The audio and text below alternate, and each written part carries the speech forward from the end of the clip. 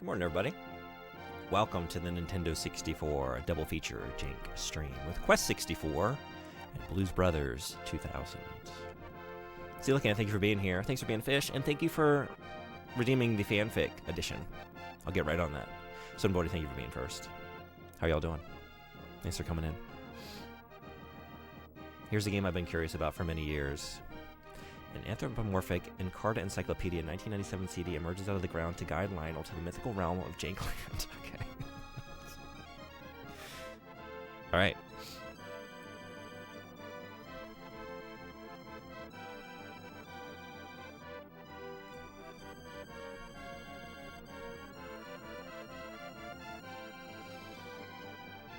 So for anyone just joining us, we are writing a fanfic throughout the month of January, throughout the season of Jankuary. There's channel point redeems when you use them. I have to drop what I'm doing and add a paragraph or two. Sometimes I get rolling, you know, to the fanfic. And then for an additional cost, you can choose specific things to add to said fanfic. But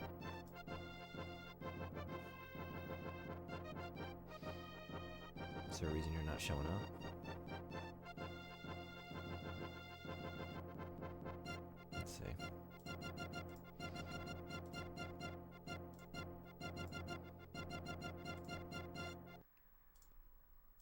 There you are. Okay.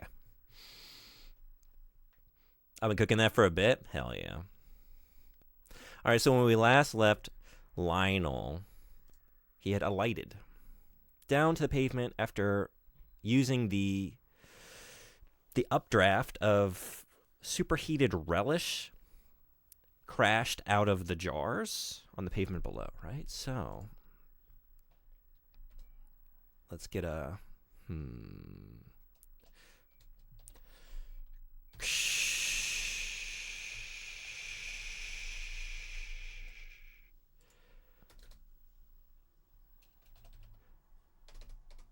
Lionel glanced over at where the smashed jars of relish had landed. The puddle of relish burbled and gurgled and continued to hiss with billowing steam. Lionel realized that the relish was eating away at the pavement. Sorry, Toontown's every Sunday, right? Like your Sunday? Yeah, like the same time I did it yesterday was what I had thought we would do, like the time we would do it. But that's not really working for your schedule, is it? If I were to go a little earlier, would you be able to make it?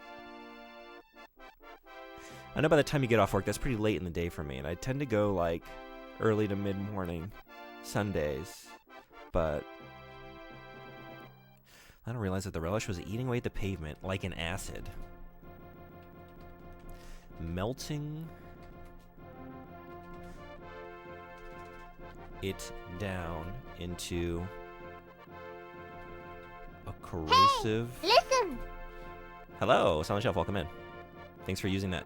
First one to do it. We now have a random hello. The commands, they're still extant. So, y'all who have been in here for a while, you know that you can always use those. They haven't gone anywhere. The new folks, they won't know about those. Those are secret. And there's no indication that they exist. You can always go for one of those, but this is the new era now. We have channel point random hello. How you doing? We're just doing a paragraph of the fanfic. Coelacanth just redeemed one. I don't realize that the relish was eating away at the pavement like an acid, melting it down to a corrosive, tarry slime. He stepped back as a geyser of steam burst from the hot molasses-like pool. It glimmered and cast a blinding beam of refracted, a blinding prism of colors. He squinted and realized it was a CD-ROM.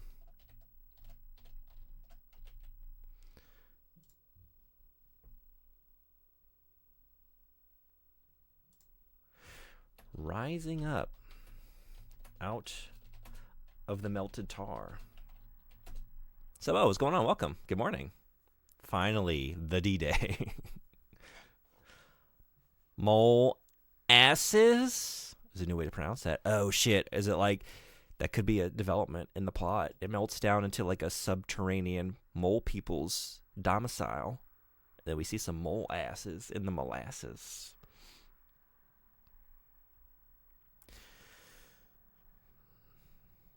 That would probably be worse since 4-hour shifts aren't normal. Okay. Once I go back to 8, it'll be impossible again. I'm usually off Monday and Tuesday. Yeah, the problem is, like, I'm not. And, like, this is actually the last day. Tomorrow, I don't have any classes in the morning. I don't know if I'll be here, though. I have some things to take care of. I've been thinking about it. Not sure, but, like, that's the last day. And then after that, I'm back to just normal teaching schedule. No need to spoil, but how many hellos are there? I don't know, so I don't think I can spoil, but a lot. There are quite a few. Over 10, maybe less than 20. Yeah. So, okay, a CD-ROM rising up out of the melted tar. Oh, by the way, I'm going to turn this redeem off during, like, my official hour on Jankuary, just because, like, it's part of the Jankuary rules. Like, play the game that you're scheduled to be playing. So I just don't want it to, like, anyone to come in and it look like I'm doing something else. So I will be turning these off at, like, a few hours from now. 3 p.m. my time. It's 4 hours from now? Just for, like, an hour or so pause. Maybe a little longer.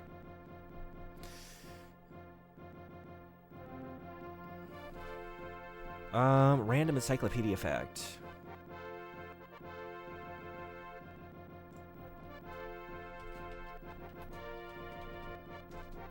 Hey, Silent Shelf, do you have your calendar handy? No need to do it, but, like, if you want to give me a random fact, I can put it in the fanfic. Because I want an utterance for the anthropomorphized Encarta Encyclopedia CD-ROM to say. So it could be a random fact. It could be today's. Frederick, good morning. How you doing? All right, we will continue. Coming up, all right, let's get today's fact, and that's what the anthropomorphized CD-ROM will say.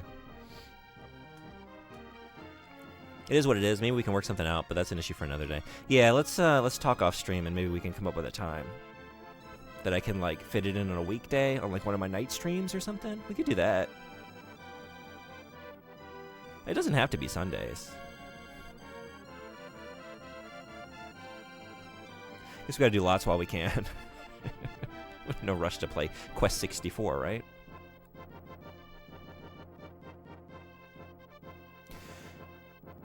Australia is wider than the moon. Okay, cool. Thank you. Thank you so much. All right.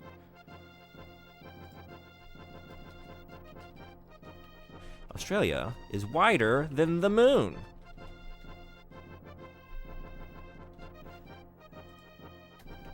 Said the CD-ROM. In a tinny, yet avuncular robotic voice issued from somewhere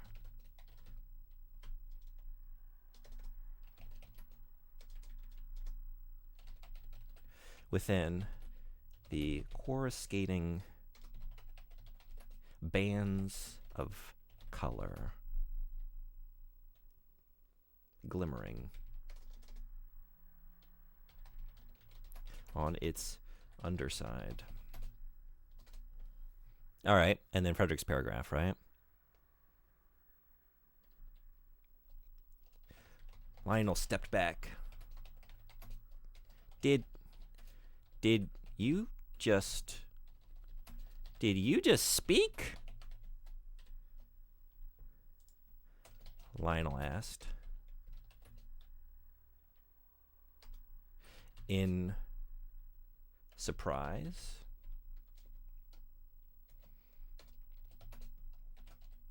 The CD-ROM looked at him.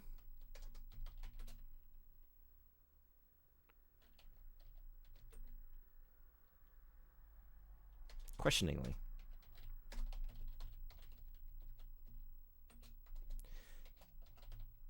Dude, you're from Toontown. Are you actually surprised by a talking CD?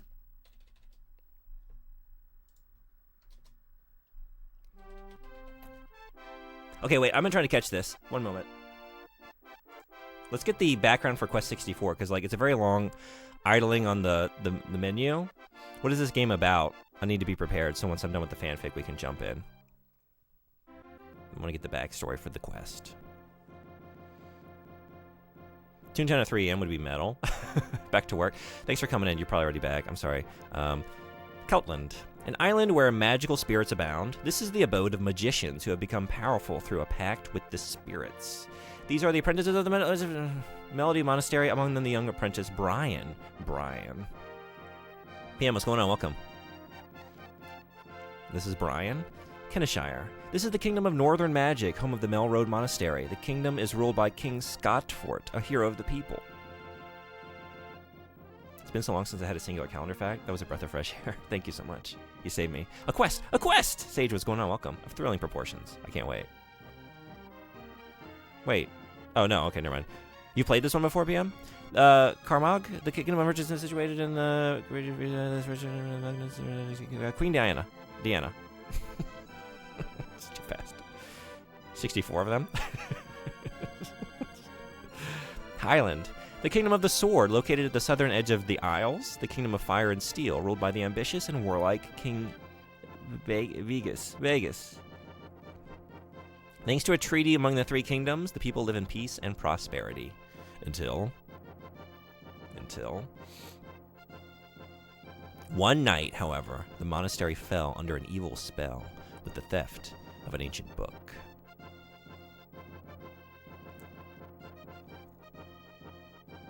Because of the theft, Keltland now faces dangers it has never before known.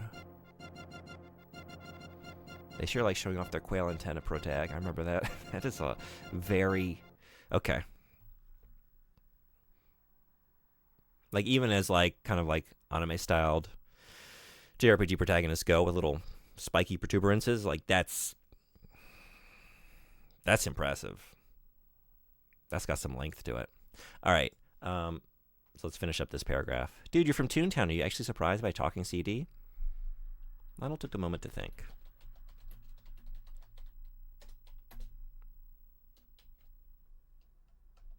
I guess not.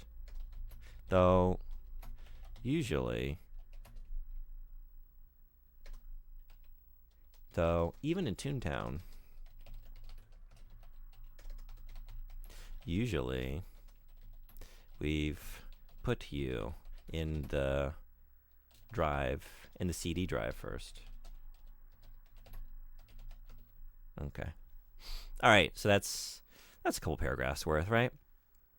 All right, so we began with Lionel using the updraft of superheated relish that crashed out of the jars on the pavement below to buoy him up and keep him from crashing down into the pavement.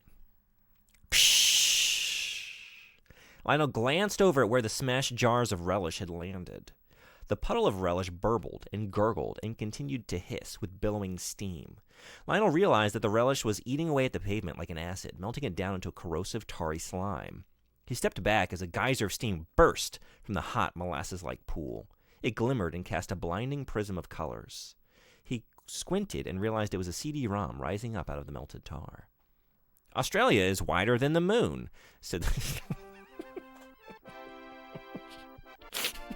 That is an amazing fact. Thank you so much. Australia is wider than the moon, said the CD-ROM, and a tinny yet avuncular robotic voice issued from somewhere within, the coruscating bands of color glimmering on its underside. Lionel stepped back. Did you just speak? Lionel asked in surprise. The CD-ROM looked at him questioningly. Dude, you're from Toontown. Are you actually surprised by a talking CD? Lionel took a moment to think. I guess not, though. Even in Toontown, usually we've put you in the CD drive first.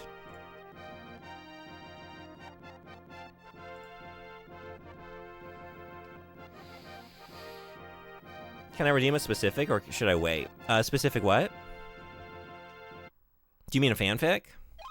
Is it? Did I not put the cooldown on? It's supposed to be a 20-minute cooldown. Let me see. Yeah, I played it. It was immediately struck by how much... I was immediately struck by how much I wish I was playing a Barbie game instead. No kidding. All right. Which Barbie game? I want to play the one that looks like Tomb Raider. I think it's on the PlayStation 1. I'm going to be super honest there. If I didn't see you write it, I think that was AI. You take that back. This is genuine creations from my brain. Are you saying I'm starting to think like an AI? Okay, wait a second.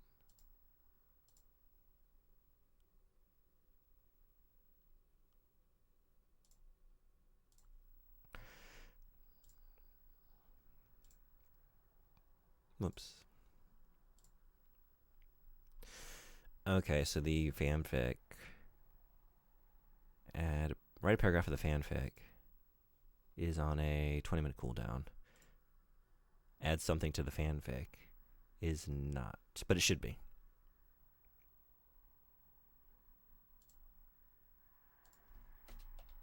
Okay.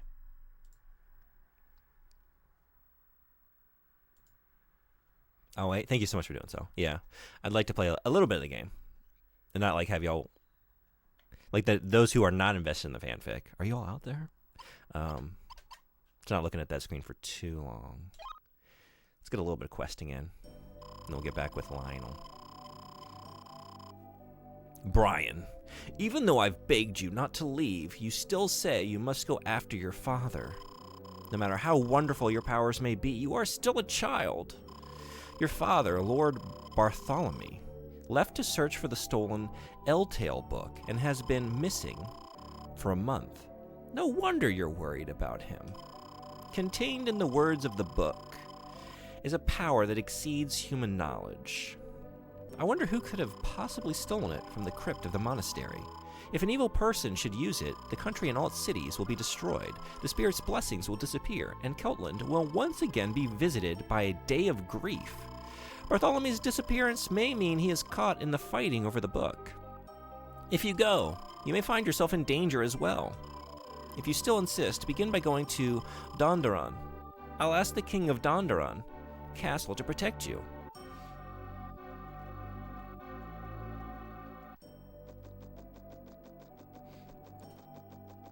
The fanfic makes me want to pound back some Dunkaroos while howling. Hell yeah. I should have read the instruction booklet. I didn't. I don't know how to do anything.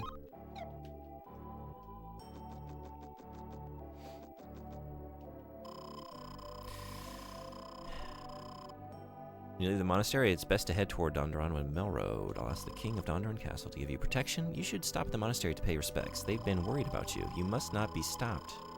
During your quest, everyone will be waiting for you to return. All right.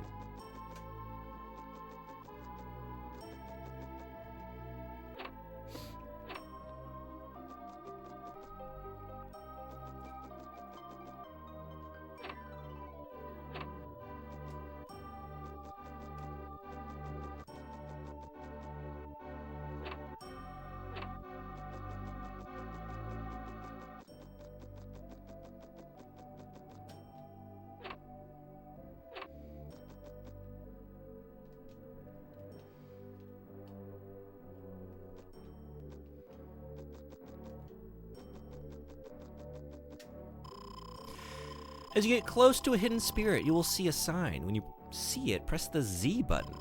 the mark of 4 spirits will appear. Press one of the C buttons to choose which of the spirits you wish to increase. You will need as much help from each of these spirits as you can get. Use the C button like this. The fire spirit is up. The water spirit is down. The earth spirit is left. And the wind spirit is right. Memorize these positions.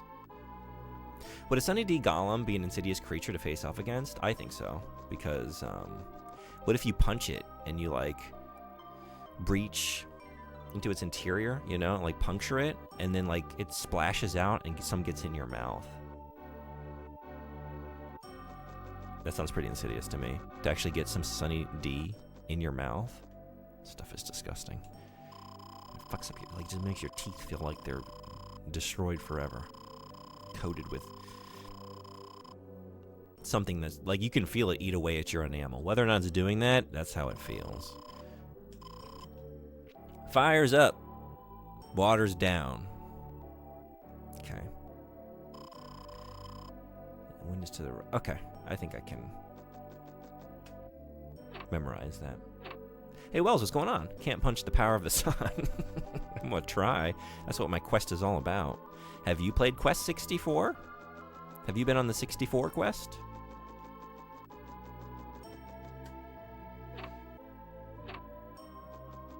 We're doing a Jank double feature today. We're gonna play a couple hours of Quest 64 until I'm on the official Jankuary schedule, like a few hours from now. So we're gonna switch to Blues Brothers 2000 before that happens. That's when I'm actually signed up to play today. Can't wait. Brian, the wooden scepter you carry and the magic spells you acquire throughout your journey are your only means of defending yourself against encounters with the enemy. It's a quest with enemies. There are enemies on the quest, and there are spells. What other unique things might we find? I'm kind of disappointed, unless I'm hitting the wrong button, but this is the interact button for conversations. Like, you got nothing to say about any of these things? Not even like a one sentence like, oh, looks like someone slept in here recently. Internet went out right as I joined stream earlier, so I didn't get to be here for my paragraph, and then I got out of bed. Welcome to the world outside the bed. I can read through it next time someone redeems it. Catch you up. But I did knock out. It was a lot of dialogue, but it was a couple paragraphs worth. So we've had an interaction between Lionel and the Engarda CD-ROM. Luckily, internet was back when I got to my PC. Okay, I'm glad to hear that. I am, like, moving forward, right? Okay, yeah. Just in a lot of identical rooms, yeah.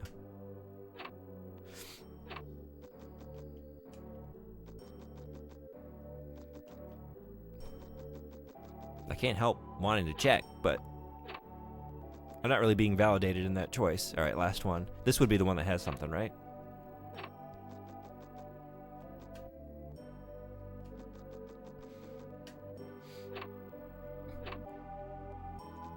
Might be an issue with my phone, I guess. Didn't check if my phone is internet now. I hope it's all working for you, and not just like I hope it's just like a momentary thing.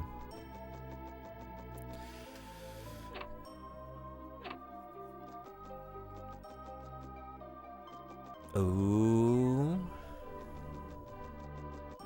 What do we got? Dewdrop obtained.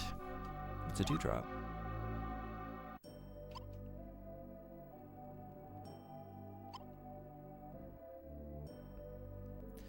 Holy plan. Elements. Status. Where's my inventory?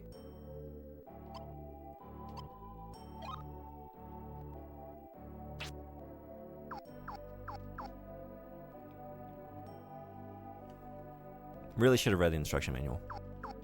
That's on me. When you find a treasure chest, move in close and a sign will appear. Press the Z button and you will find items that will help you on your quest. Use these items wisely. You might look in the monastery to find what you need to get started. Any idea on where I keep them? Spears are hiding everywhere. Look for them in the town, the countryside, and every last nook and cranny. You can sometimes find them after battles, too. Be thorough, laddie, and you'll find everything you need.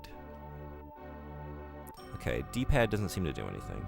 Start takes me in here.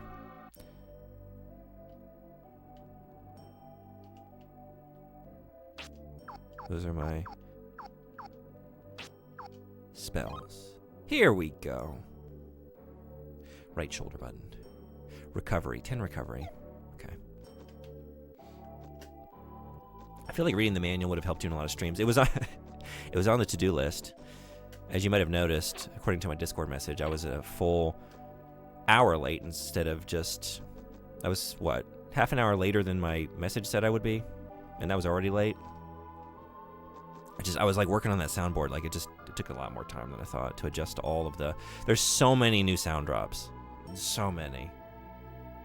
There's fucking 30 Tommy Pickles lines on there now. It's 30 Bubsies. I added to the Gex. There are now 30 Gex lines. Like the limit of Gexes. And they all needed adjusting. All the random hellos. Like a lot of new things. And it's just, it was already late. Like I don't have time to read. We'll do it live. Another dewdrop. Ew, dewdrop. Yeah, gross. Like, as in doo-doo? Isn't a drop of duty? Why do I want that? Why'd they put that in a treasure chest? That's nasty. Dude.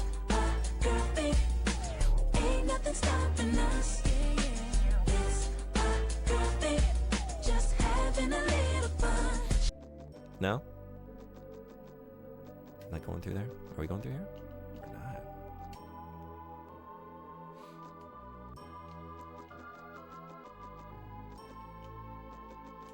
My dog ate my homework. I was busy playing with the fart soundboards. Outcast, welcome in. How you doing?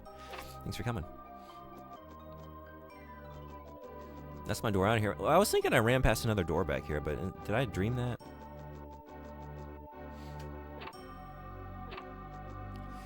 I think I might have. No. I didn't. Hey. Leave now, Brian. In his last letter, Lord Bartholomew said he crossed Loch Kildare on the way to Larapool.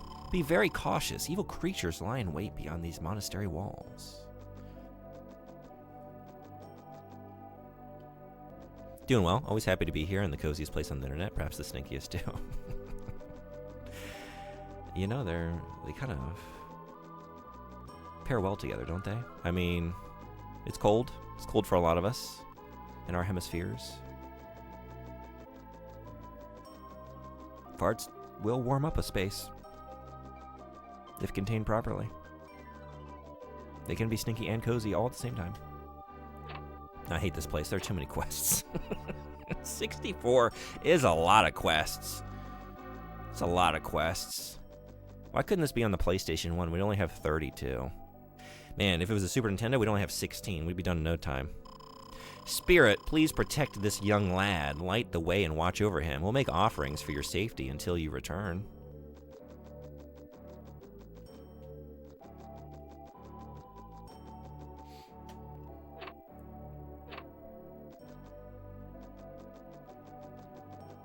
I want to jump. I know it's not like a mechanic you frequently see in role-playing games like this, but something about its design, like I just feel like I should be hopping around, you know?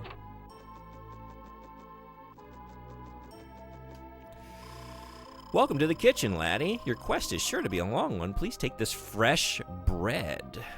Hell yeah. I made this myself. Oh, what do we got?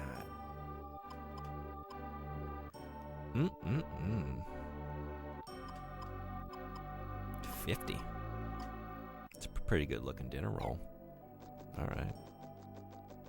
Alright, the post-pizza sleepiness has hidden me. I need a nap for a bit. Enjoy your beard. Thanks for coming in. Thanks for the fanfic redeem. Hope you have a good sleep. Maybe I'll see you later. I'll be here for a while.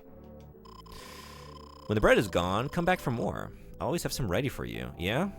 You make me want to just eat it immediately, even though I don't eat it. Just to get an extra free roll. Honey bread. Oh, man. Honey bread? Oh, look at all these breads. But it's not fresh. It's not fresh. Would y'all rather have fresh bread or not so fresh honey bread, like a day-old honey bread in this moment? How you feeling?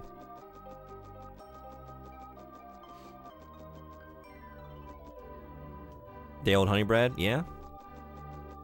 I'm going for that fresh, regular bread. Fresh bread, I'm with you. I don't know if I'm really into honey bread. Occasionally, like a sweet bread will be what I'm hankering for, but as a general rule, assuming I get to pick the bread, I don't think you do.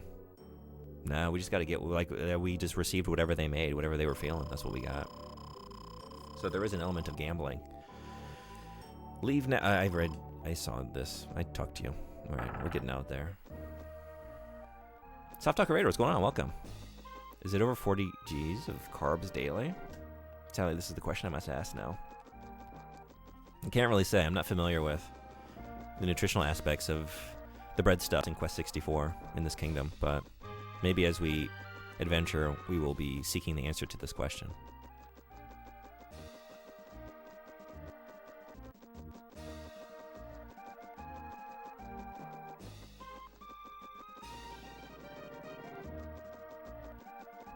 You know, I was like talking the other day about how this game's been on my radar since I was a kid, because I was looking at it in a Funko Land and thinking about buying it, and then I have like a vague memory of the store clerk talking me out of it.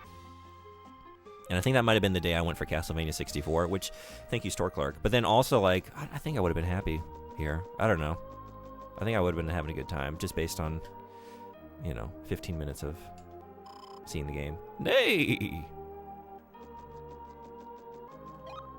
Select an element. Oh, fire? Let's burn it. That's my first thought. Wait, what?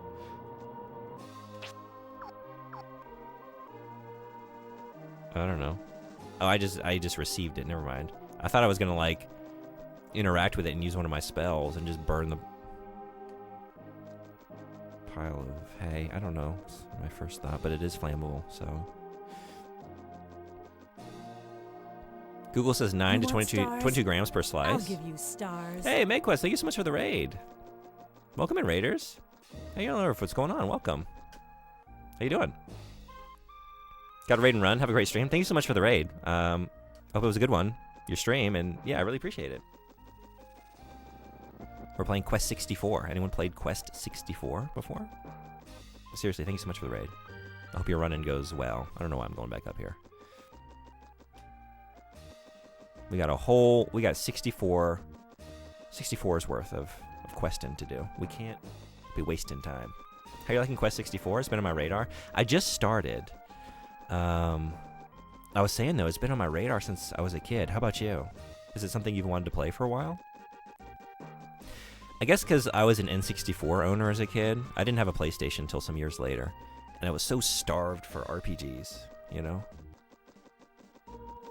So I saw one, like, I don't know, you look over the other side of the game store at, like, what the PlayStation owners are playing. I'm like, oh my god. All these Final Fantasies, Vagrant Story, Valkyrie Profile, Chrono Cross, like, Quest 64. I have the opportunity to play Quest 64, but I was down to seize that opportunity. But yeah, I've never played it until today. What have you been playing? I think last time I was in your stream, it was Kingdom Come Deliverance, right? Do I have this right? Honestly, I didn't know about it before the Twitter Blue Sky Quest 64 ship poster, but they have intrigued me. Oh, is there? I don't know about this. I'm actually not on either of those websites at all, really. So I miss most things, but have there been some ship posts? How were they? Hello, Master Apprentice. I'm Shannon.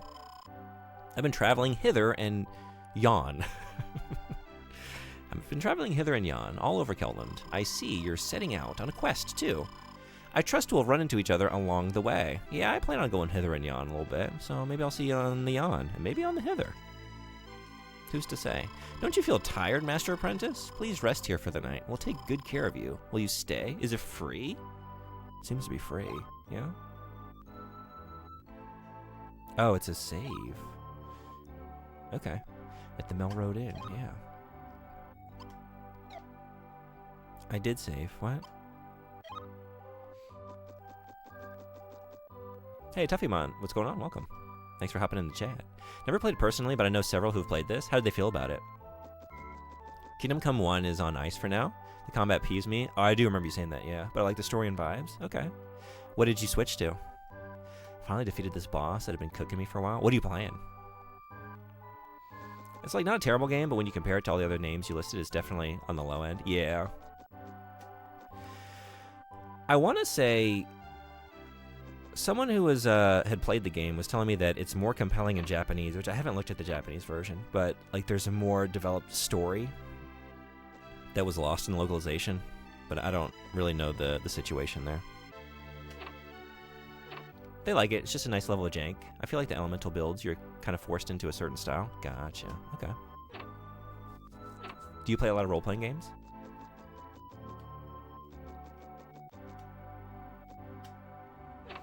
I'm kind of bummed out that, like, so far, there's not much that we have to say about, like, anything in the environment. Like, if I go up and press the action button, there's just, like, not even what I expect in an RPG. Like, the one sentence, just descriptor, even if it was something generic, you know? Like, oh, this bed looks like it's been used for a while. These sheets are threadbare or something, you know? But there's just nothing. He doesn't have anything to say about anything.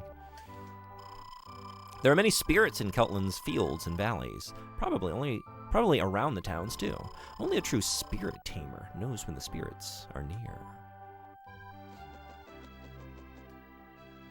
I stream almost exclusively RPGs. Oh, nice. Okay. I'm deep into Persona 2 Innocent Sin currently. How's that going?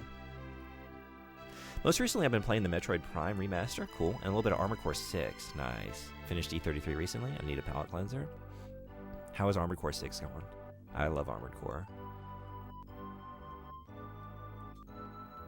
I've streamed most of the series. Missing some of the spin-offs. And then a couple, like, later PS2 games. I guess it's the 3.5 gen. So, like, Last Raven and Nexus. I haven't played, but... we do a yearly thing, Hot Core Summer. So, last couple of years, it's just been mostly, like, an Armored Core marathon or two. Although the first year it was like several months of just going through all of the games that I could get to. Working on the Atomic Heart. That's right. Okay, you're still playing Atomic Heart. First DLC, Annihilation Instinct, which is already harder than the main game. I again chose the hardest difficulty, but I had to fight a boss that had 6 faces. It was a pain, but I finally got it. Okay, nice. Congrats. Made it through Chapter 1 in the first session. You might say I like it. Nice. Such a good game.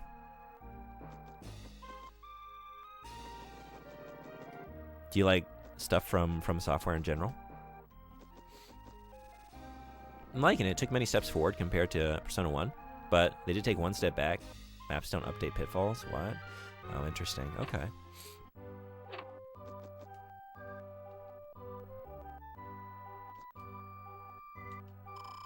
Ready to travel, are you? Fine, we'll give you some white wings. They'll bring you back to Melroad anytime. It is important that you understand that wings will only work in wide open spaces. Take care. Cool.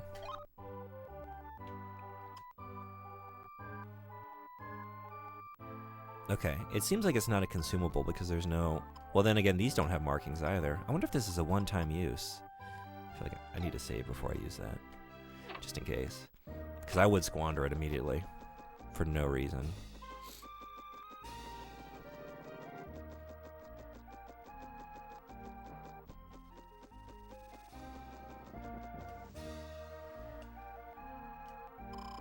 Your father used to visit us often. He brought prosperity to all of us in Melroad.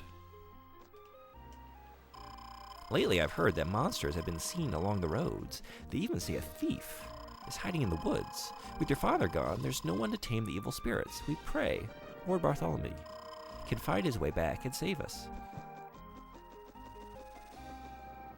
Tuffymon, what is your favorite Persona? Have you been through most of the series? Wow, does your father let you play outside? My mother says the monsters will get me. Aren't you afraid? I do like Quest stat system, though. Yeah? I haven't really seen it yet. I haven't been in any battles. All I've kind of done is run around the first areas. Like, really, even though I've been streaming for 42 minutes. I have a thing this month. So we're doing like a month-long Jankuary. So just really playing just janky games all this month, and maybe into February. We have some goals set up. to extend the timer, but part of Jankuary is writing a continuing fanfic. I have a channel point redeemed, so if someone uses that, I have to drop what I'm doing and add to the fanfic. And so that got redeemed a couple times so far this stream. So half of it has been writing. Just writing nonsense.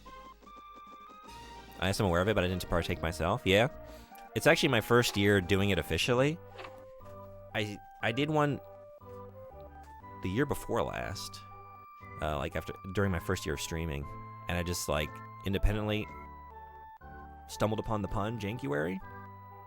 And then last year, when I was getting ready to do it again, I just put in the Jankuary hashtag. Like, wait, there's a Jankuary hashtag? Someone made this? And it looked like this is a thing. Okay. But I was too late to join last year because I realized it kind of late. So this year I was on it. So it's my first year participating. There's also December. Yeah, I've seen that one. Maybe I'll try and get in on that one next time. Have you done that before? June B. Hey, Ghost Milk, what's going on? Welcome. Playing the FF7 of N64. I think you mean the FF64. Final Fantasy 64. It's way better than 7. Like, exponentially better. Bigger number. It's getting dark, and my boys are still playing outside. I wish they would come home soon. That's just too old for me on RPGs. NES as far as back as I've gone.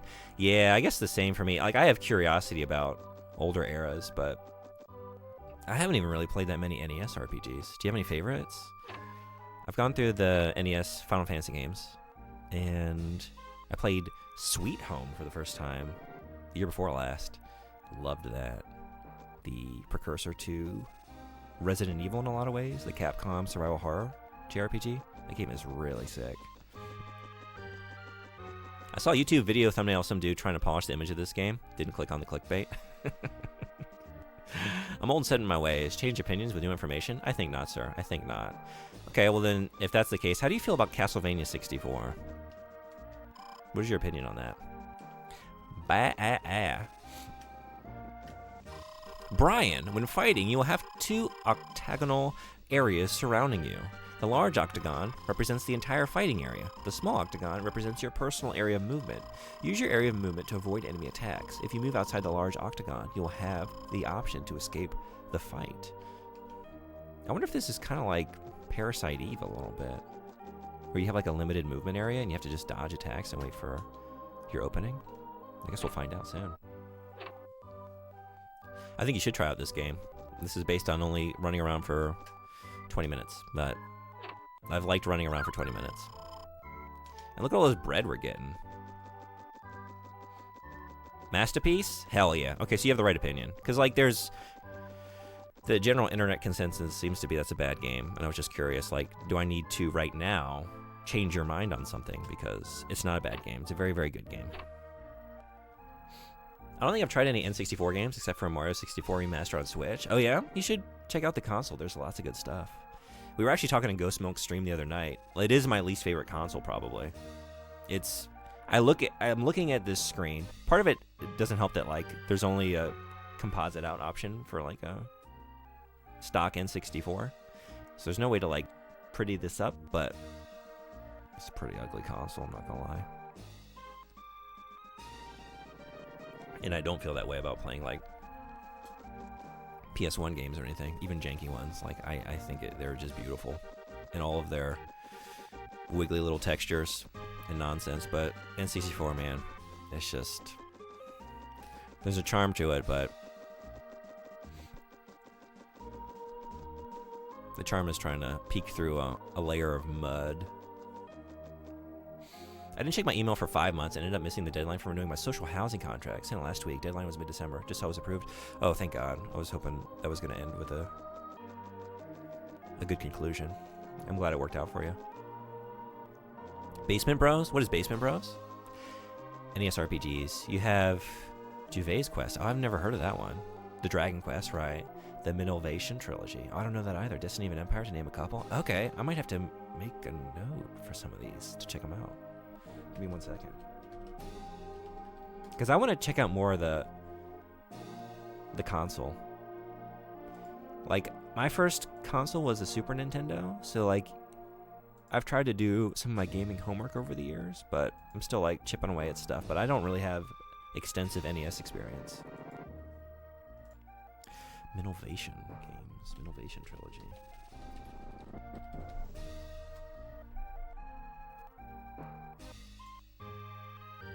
And Destiny of an Empire.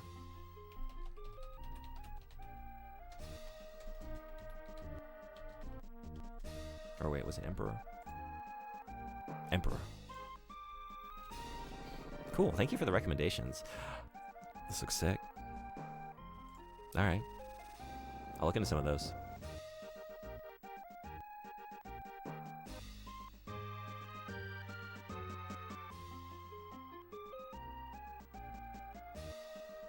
Oh, that's the YouTube creator, Basement Bros? Okay, cool, thank you.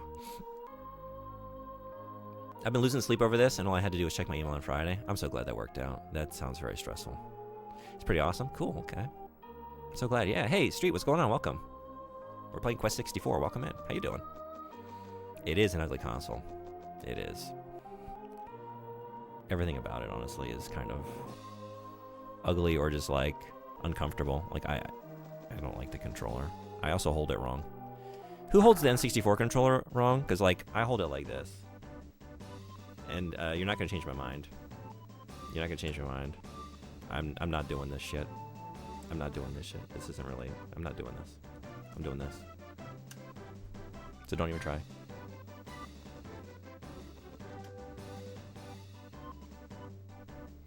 There must be some good games on the N64, right? Sin and Punishment? Oh yeah, there's lots of good stuff, you know?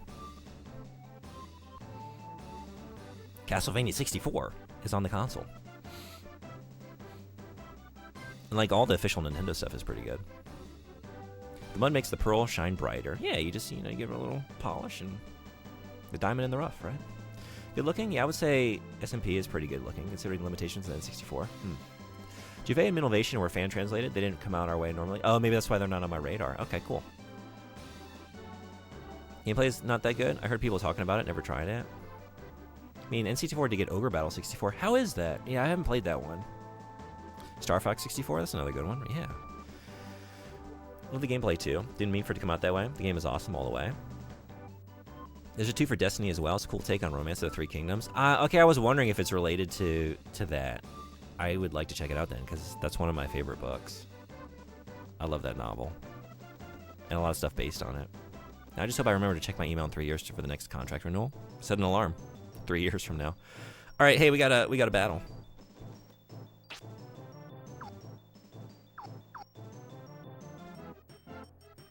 Are you hearing this?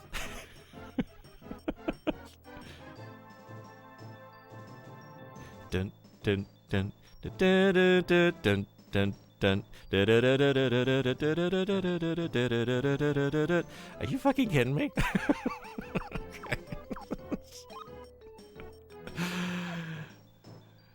I'm sensing just a little pinch of plagiarism, just a little sprinkling of derivation here. I didn't read the instruction manual. I actually don't know how to do anything. Okay. Oh boy.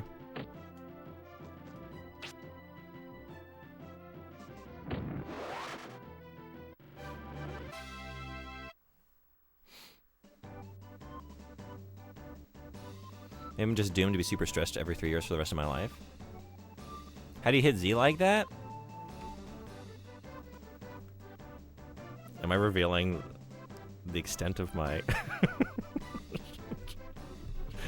It's like this. Yeah.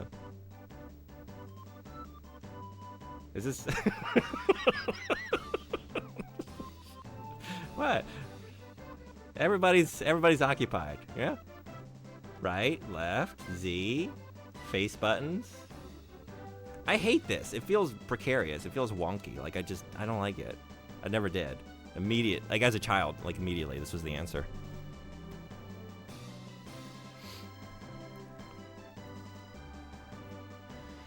Happened last time as well. You do it like I do? You do it this way? Hell yeah. I definitely struggled with the N64 remote when I played it, but it was never a console I owned. Okay, gotcha. Yeah, it's weird. It's a weird controller. I've learned how Tetris players hold NES controllers to abuse the sensors. The way you hold it is totally valid. Okay, hell yeah. Play what feels comfy. That's why I deferred to this, you know? Paragraph of the fanfic coming right up. Sounds like you're playing Castlevania. Love how your options are empty, empty, empty, or empty.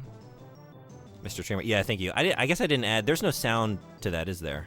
Because that's a new one, and I forgot to add a sound alert, so I don't even see when they come in. So let me get out of this battle, and then we will write a paragraph of the fanfic.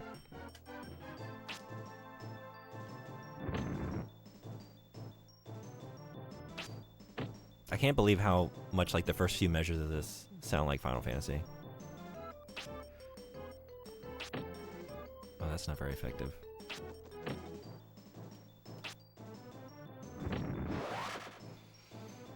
Hey Fox, what's going on? If you need help with this game, let me know. Alright, thank you. You played through this? How do you feel about it?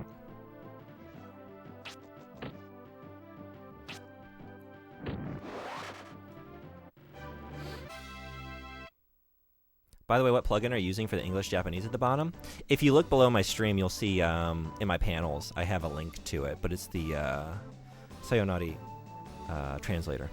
It's really good. So I use their service for both my captions and then my chatbot as well that translates foreign languages. They pinch the left directional and tap the backside violently. Okay. Why is he playing baseball? You move around the battles to dodge the attacks. Yeah, thank you. I thought I was doing that, but I guess it wasn't. Since you're like shitting on Chadpour, I would rather play Holy Magic Century than Final Fantasy VIII. Hey. I think I don't like shitting on Chadpour. I think I've been very generous. And have always taken a moment to highlight the things I like. I thought that film strip quest was fucking rad. I think the town looks great. I like the sense of being lost in it. Very labyrinthine way to get through the town. Story, very compelling. Interesting cast of characters. And then there's everything else. You know, then you round the bend and there's like another fucking deadite car that comes around and you have to slap your way through another combat encounter. I was like, yeah, I don't like it. But there's cool shit in that game. All right, I got to write a paragraph of the fanfic.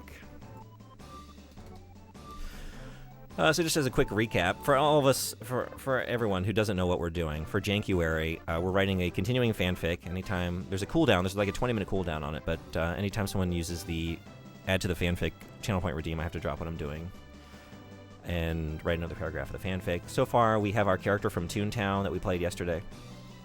Little Lino Jumblebrains. He was in the Seaman tank room. He slipped on a banana peel and discovered in a moment of stress that he found an innate power within him to keep from falling and hitting himself on the floor, landing painfully. It was a fart. He farted himself up through the ceiling and up into the sky. And then 17 jars of boiling relish were manifest around him. The roundhouse kicked them down to the ground. They exploded. The incredible heat from the boiling relish buoyed him up, caused an updraft where he was able to alight safely. He landed on the ground. And now an anthropomorphized Encarta Encyclopedia CD-ROM from 1997 has risen out of the boiling relish / pavement tar soup puddle. Again, you all get to choose where this goes with your additions. I've been told this sounds like AI wrote it. I wish to junction a good story to Final Fantasy VIII. I'm going to stream that game at some point, and I will explain in detail as I go why that story is so good and so compelling, and the characters. You just had to be there with me when I was a teenager, you know? I think I could have explained it back then. I honestly think Quest 64 is not as trash as people make it up to be. I don't want to make it seem like this game is trash. When I use jank as a term of endearment, just to be clear. Shoot, I accidentally wandered into a battle. Are we safe here? Okay. There's good jank, there's bad jank, there's all the jank in between. I just appreciate jank in all its forms. Alright, so...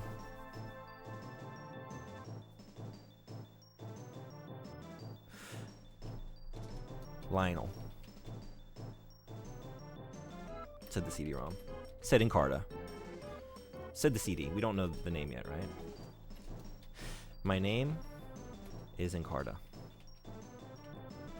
I am here on an important mission.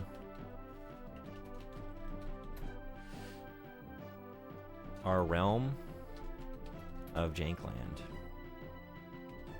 is in deep, deep trouble.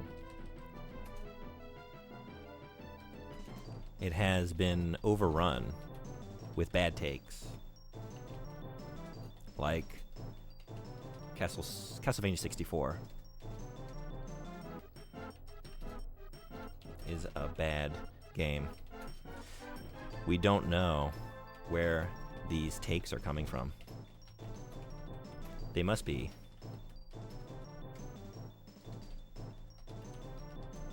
from people who have not played Castlevania 64. We need you to use your tune powers to close the bad take portal and save Jankland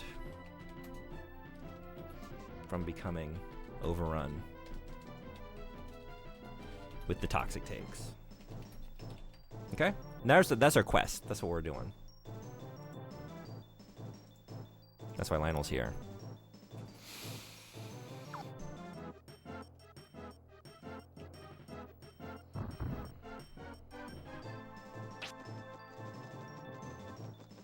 So yeah, it is kind of like Parasite Eve in that regard, huh? Oof. Kinda, maybe.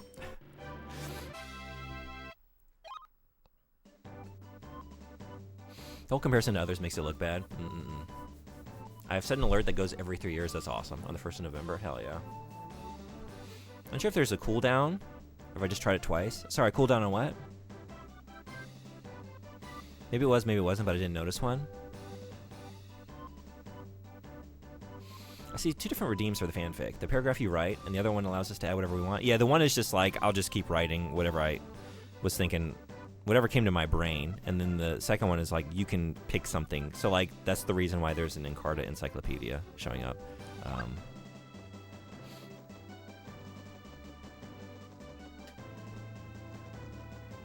Yeah, 2 fanfic redeems. You press both. Oh, did you really? Do I have to do another one? Did you redeem 2? Or maybe not? Did you just redeem 1? Let me know if I missed one. It's supposed to be negative 20 degrees today, but it's melted negative 13, and the forecast for the next few days is low negatives. A couple days ago, it said negative 10 to negative 20 this whole week.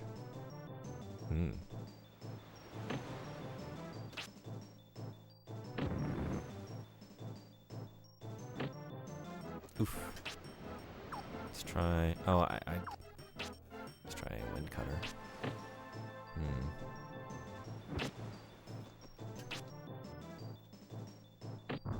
Okay, that's more effective. It's earth magic for you, maybe. Although, I didn't try water. Holy Magic Century has cool mechanics. Just needed a better story, and maybe make the dungeons world a bit more interesting to explore. Yeah, it's interesting you bring that up. I was told that the Japanese version of the game actually has a pretty decent story. Like, it's more developed, but that it wasn't really localized. Like, it was lost in the localization. Do you know anything about that?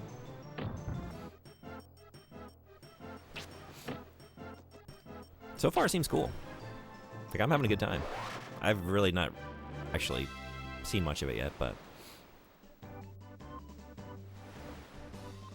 My name is Inigo Encarta. You not killed my father, educated my father?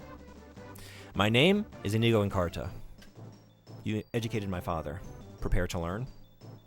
I think I'm gonna use that line. Wait, I just learned this. It was Earth for you, right? A miss.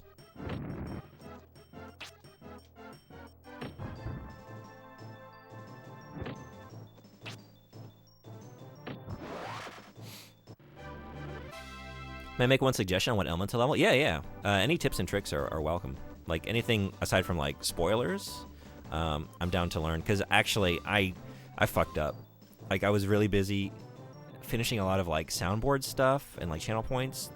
I overhauled a lot of stuff for the stream. And I was already late to start the stream, so I didn't read the instruction manual. So I'm fumbling a little bit. I'm trying to learn as I go, but I really should have read it, so I know exactly how to play the game. So yeah, happy to take some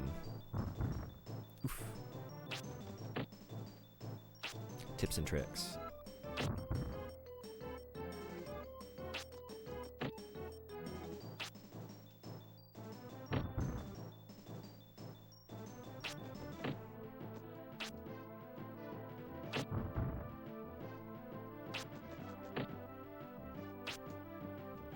Is this?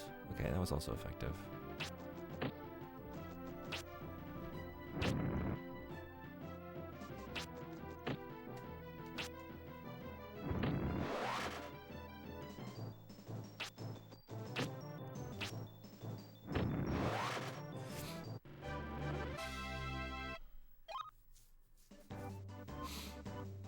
Have to is strong wording, but yes, I think I may have.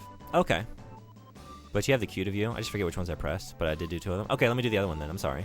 I'd like to find out Clippy is related to Encarta. We can make it happen in the fanfic. Water is the most important because you have healing magic? Okay. I will do that then. Thank you. Hell yeah. Because I was just thinking, like, I don't want to use all my bread immediately, so maybe I'm going to run back. I don't think I'm that far from the town. Like, maybe just go stay at the inn. I think it was, well, ooh, shit. Maybe I fucked up. Maybe I should have used it.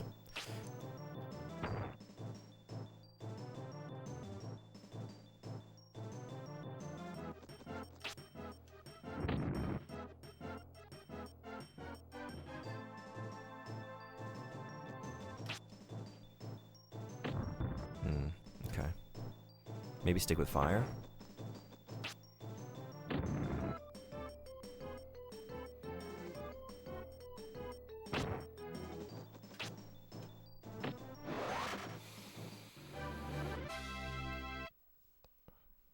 CD-ROM fishes up the rare piano tuna in front of little Lionel. Okay. By the time you get to the end of the game, you have enough points to level up 1 to 2 elements maxed. Okay. Here we go. Most people do water and earth, but if you want to do water fire, go for it. Okay. You don't recommend wind, though? For context, that's a fish in Toontown. Thank you. I wasn't actually sure what that was. Good to know. Fire also has a heal. I don't think it's as strong or obtained as early. I think it's fire. Okay.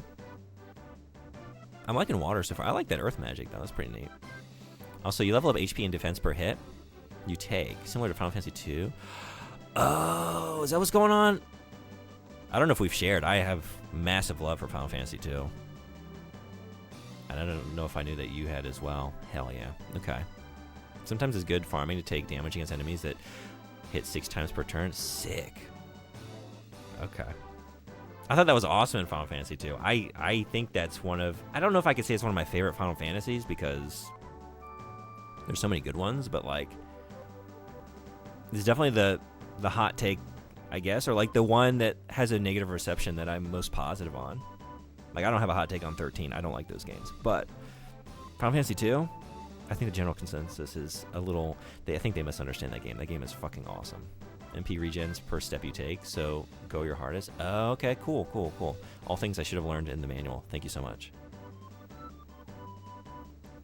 I wonder if I can make it back to the inn. I'm trying to be frugal. Maybe I should use some bread, though. I don't want to die. So let's do that. Also, we got some ads kicking off.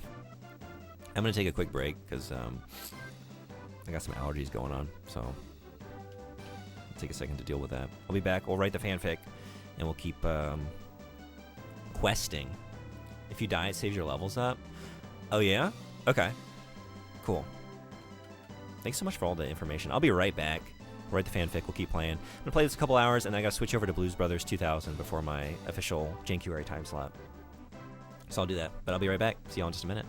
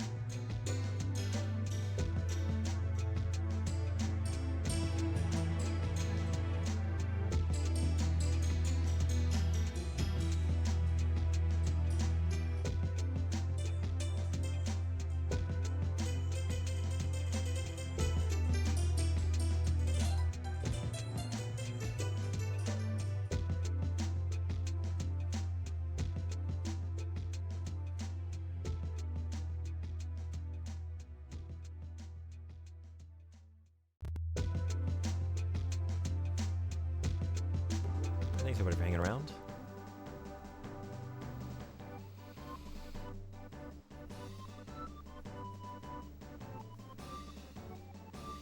So in theory, if you keep dying and dying, he'll eventually become too strong, like a Saiyan.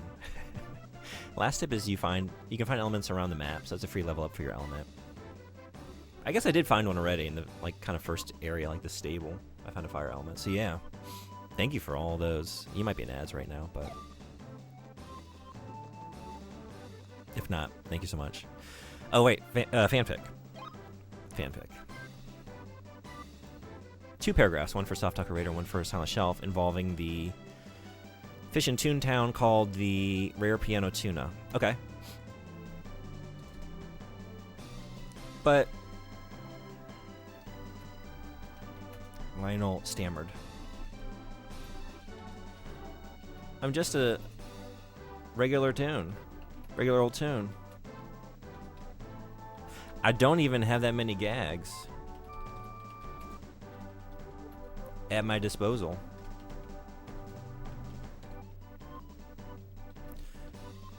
I'm running around with like a level 1 squirt and a couple pies. What can I do?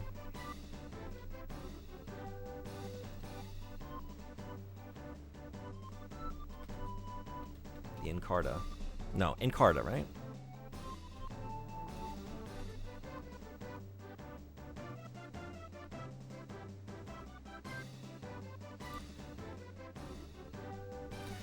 Encarta stepped towards Lionel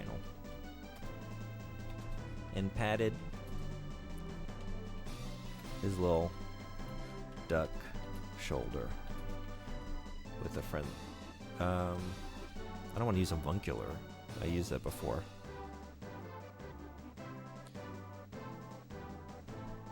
Supportively. You got heart, kid.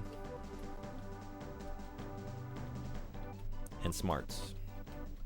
I saw how you dealt with that last situation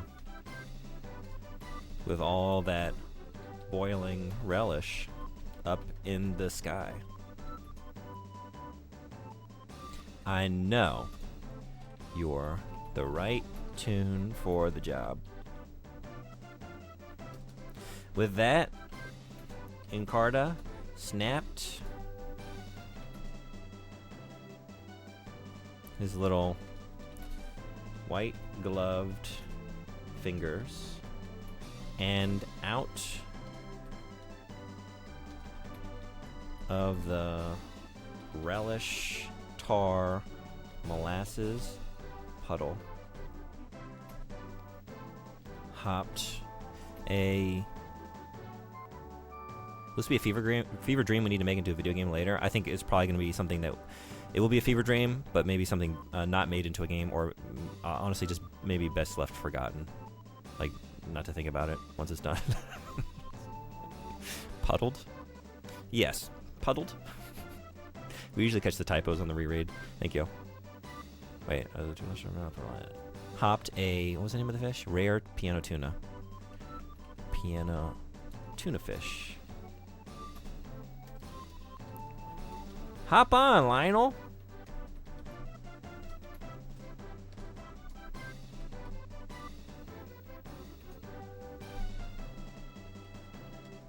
Said the fish cheerfully. I'll take you right to Jankland. Okay?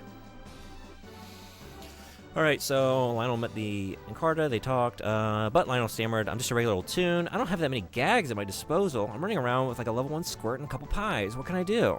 Encarta stepped towards Lionel and patted his little duck shoulder supportively. You got hard, kid. The smarts. I saw how you dealt with that last situation with all the boiling relish up in the sky. I know. You're the right toon for the job. With that, Encarta snapped his little white-gloved fingers, and out of the relish tar molasses puddle hopped a rare piano tuna fish. Hop on, Lionel, said the fish cheerfully. I'll take you right to Jankland.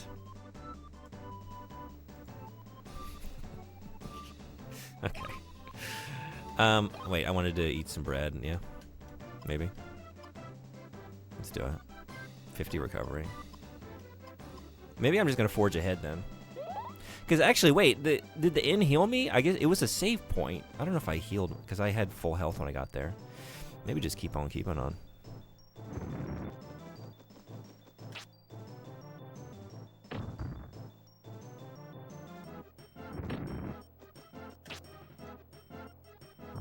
Shit.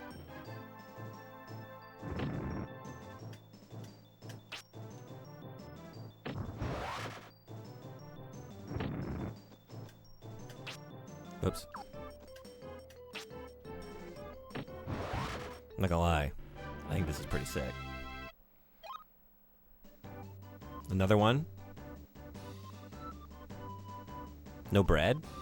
No bread? Sorry, what do you mean? Oh no. Oh shoot. What did I just do? I mean, actually, fine, I guess. No, you're fine. You didn't interrupt my flow. Thanks for catching it. Yeah. OMG. Do you want, is that for the fanfic? Wait, no, that's a regular fanfic. Oh, I don't know. Okay. Let's think. Maybe. Well, that's not good. Okay.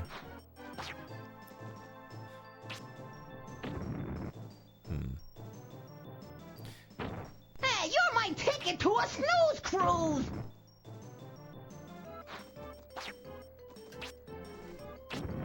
Oof. Are you related to the cartoon trash can at the movies? We're doing yeah, okay. Sorry, when you said no bread, it just like, I thought that was something for the fanfic. I got confused for a second. Okay. Let me get to this battle and we'll write it.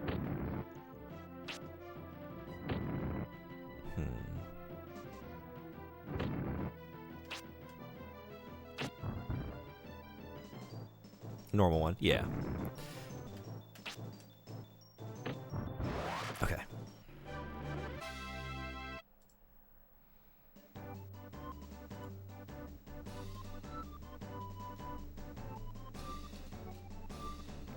Lionel looked from Encarta to the fish.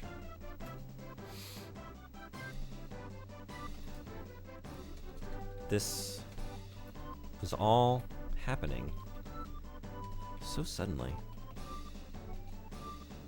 Was he really the right tune for the job?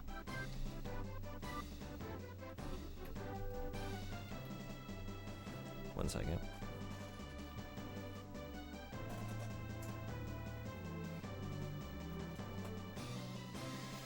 He'd never even left Toontown before.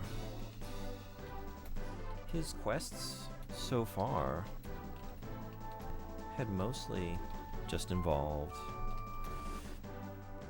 riding trolleys,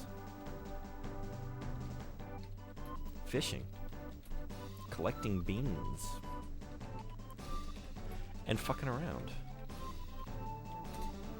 What business did he have saving an entire kingdom from an existential threat? Then again, he really didn't have anything else going on that afternoon. So he hopped on to the fish's back, grabbed a couple scales, and braced for takeoff.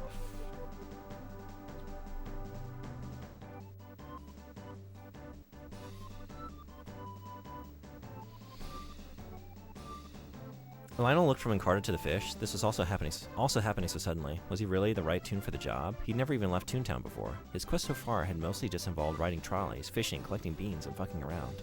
What business did he have saving an entire kingdom from an existential threat? Then again, he really didn't have anything else going on that afternoon, so he hopped on the fish's back, grabbed a couple scales, and braced for takeoff.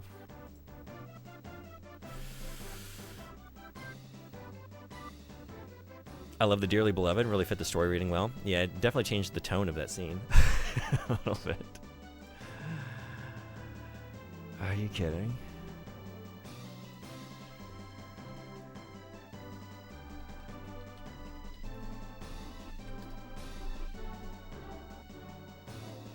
Jesus.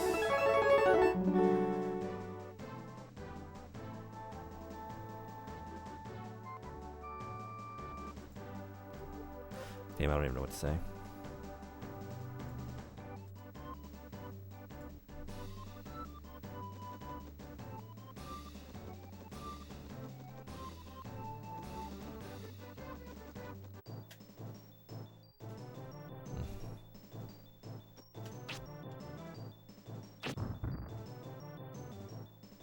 If you're in season 2 in 4 days, well, I guess a bright spot in this very chaotic world.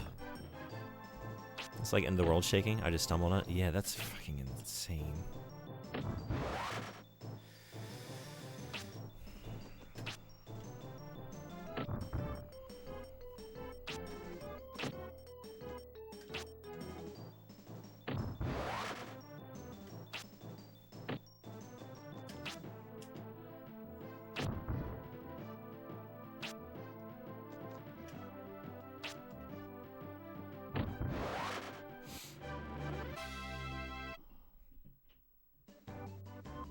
Did I turn myself around?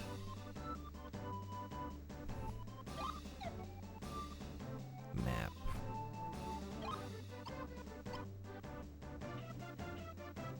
Yeah, I guess I did. Although we do have something like a way station, something up here. So let's try and get to that. Maybe over this way, right? So what's going on?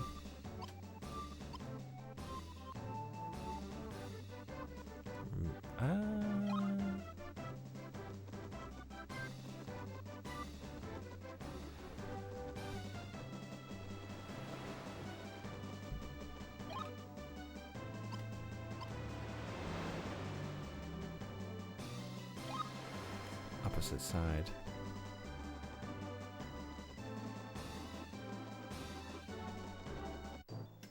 If I get to finish Free Run Season 2 before the end.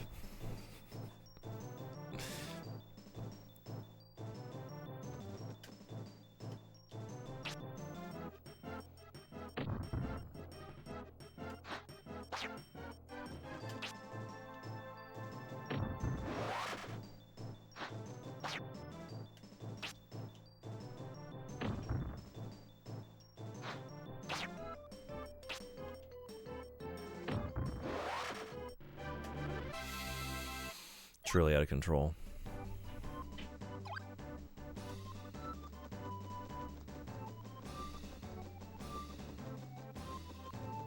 Just like Imperial Death Drive, Rogue State behavior.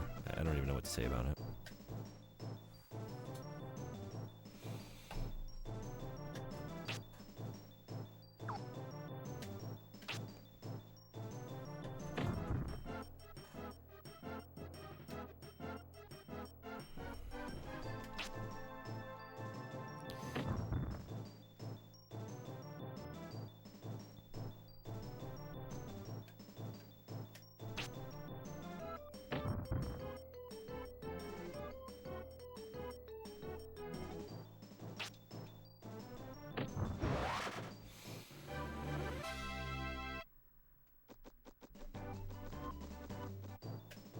Oof. Not much to say. I mean, that's kind of like, I don't know. Yeah.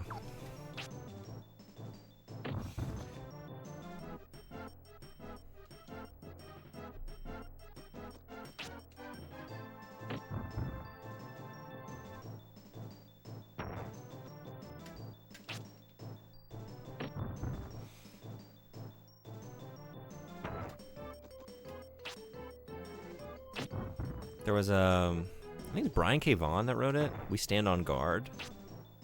I think is the name of it. Comic series, and it was a pretty good series. But just like dealing with the resistance after like a battle, like after a war between Canada and America had taken off. Was it We Stand on Guard? And I remember reading that at the time, thinking, "Oh man, what a frightening but well written, but science fiction story that was." Yeah, from 2015.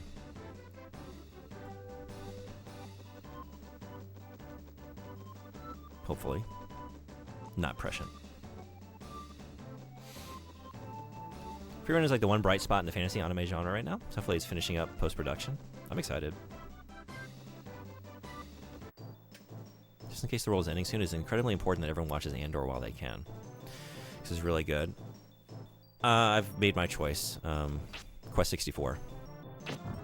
Quest 64 and Blues Brothers 2000, actually. Is how I'm spending my time. I don't know if we're going to fit in Andor.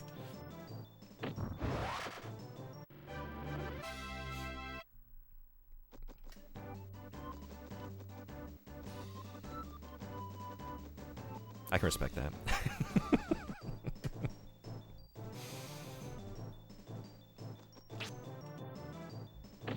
I respect this game. It's very cool.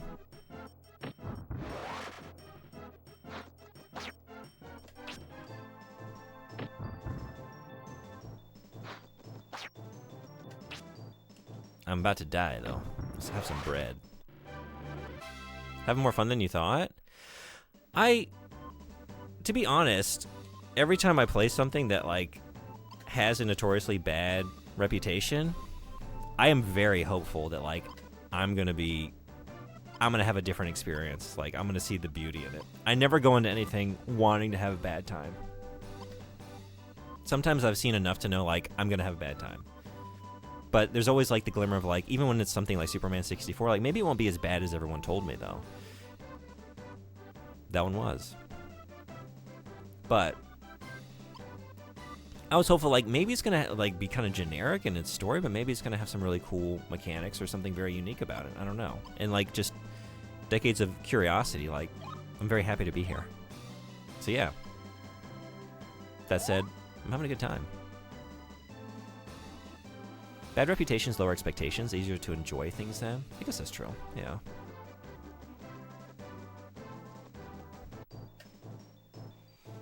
They can also, I think, maybe reinforce, like, you can end up, if you're not careful, like, going in with a negative idea about it and, like, not being able to appreciate the beauty because you're, like, too focused on, like, seeing the things that are going to reinforce the preconceived notions you have about a game, like the judgment you've heard. You're like, oh yeah, I heard this game is bad, and yeah, this is janky, this game is bad, everyone was right, you know? And maybe look past the beauty there. I guess it can go either way, depending on your perspective or how you utilize that information. That's not good. The opposite is what ruined The Godfather for me? The movie? Or the game? Or the novel? The movie? Like hearing it's a masterpiece and you didn't feel that way about it? Oh my god.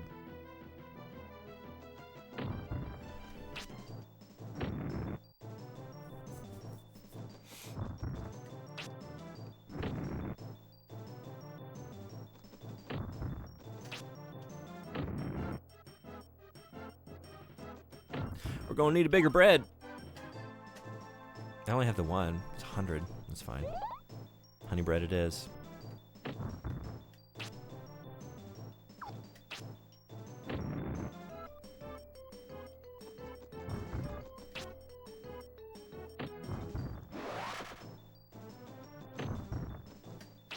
Is that the most?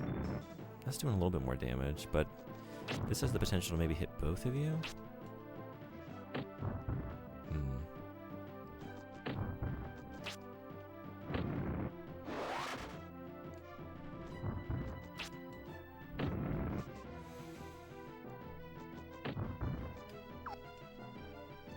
Oh.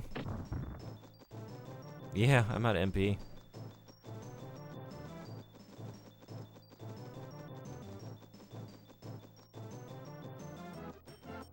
Can I do anything?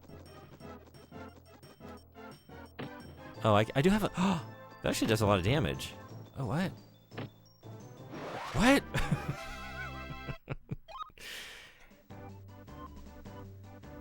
Alright. I did not expect my melee attack to do, like, double the damage that all my spells were.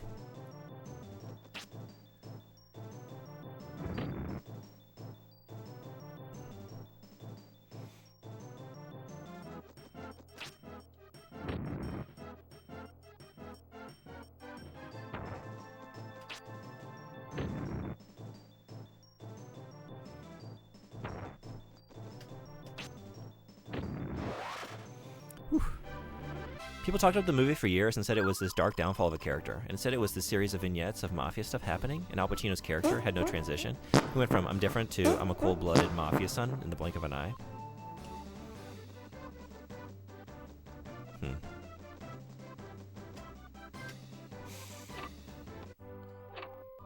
I don't know if I can... I appreciate your thought. I think I gotta just join the general consensus. Like, I do think those movies are masterpieces. I'm a big fan. It's been a little while. I wonder now, like, if I were to watch it, like, does it feel contrived and very sudden for, like, a character turn? Maybe. Farther along this road is Donderon and the Connor Forest. Don't get careless in the woods. A robber is about... Yeah, I've been hearing about that. Steal my shit. Thankfully, I ate all my bread already. Do you not have any... Like, are you going to let me sleep in your bed? Are we doing hot takes right now? Do you have any? It's always time for a good hot take in this place. It honestly didn't feel like a turn, just him being a liar.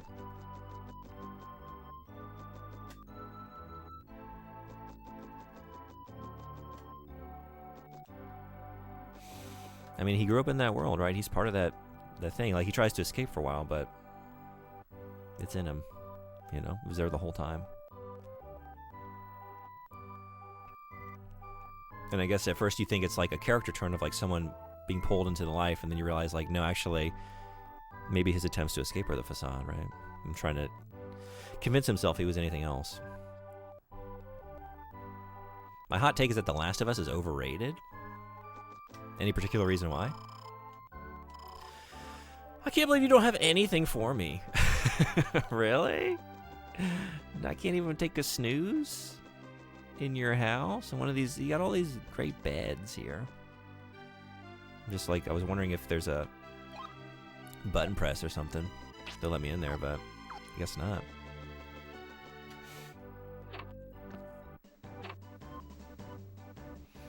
I just like the plot, particularly how it ended. Maybe not a super hot take. Yeah, I guess anytime you have something like what PM's saying about The Godfather, like if it hits that level of general like prestige and gets talked about as a masterpiece for that long, like you will have a contrarian, I don't want to say contrarian like it's a negative thing, but just like you'll have an alternative take that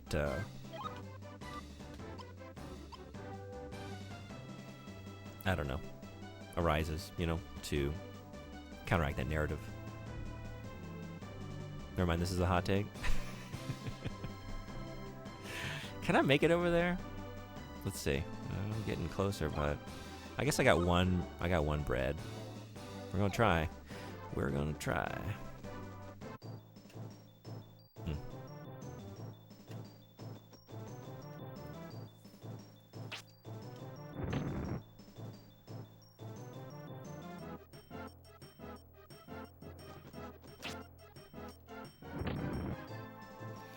Story of the game is the one thing people tend to agree is great. Everything else, however, is often criticized. Like the gameplay.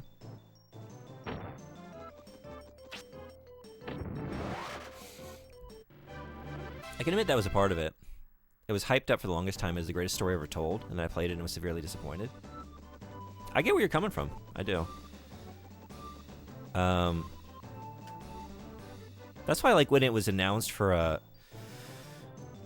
like the television series, I wasn't particularly excited about it. Like, I don't think, like, if you remove this story from the game, it's anything truly, like, all that unique. Like, it's well told, very good characters, like, it's a good story, but the reason why it was so novel is because it was that level of quality within a game, right? Like, I guess my hot take is that I think the second game is better in that regard. It more justifies its choice to be a game as opposed to, like, a game trying to, like, be cinematic. Like, the narrative turns that the second game takes, I think, better make the case for making it a game and having you an active participant in the events. Feel my jank with double vision. Hey, Retro Jarrett, what's going on? How was your... I stopped in for a little bit. How was Shrek? How'd it go? Thanks for coming in. I'm gonna die.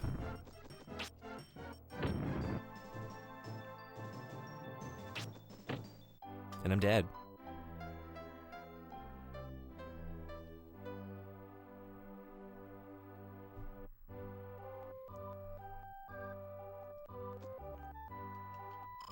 Hello, Master Apprentice. I'm Shannon. I've been traveling hither and yon. Oh, yeah, we've talked. Are we back at the hither? I made it halfway to the yon, but I'm back to hither and okay.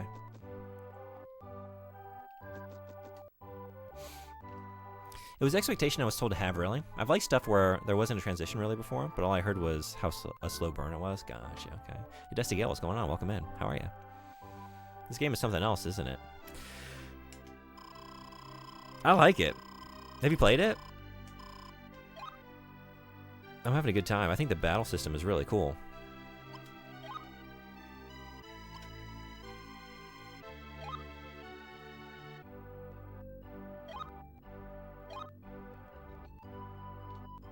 Okay. Hello! Horseman, what's going on? You on your lunch break? Welcome in.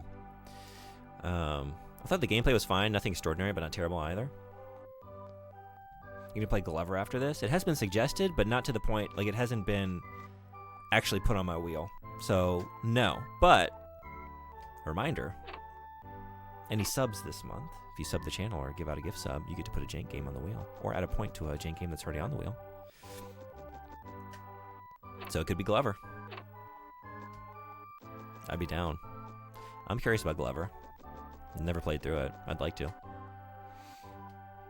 The game where it's embarrassed is a game. In my opinion, Naughty Dog makes really beautiful games with great stories, with actual experience of playing them really sucks. Yeah.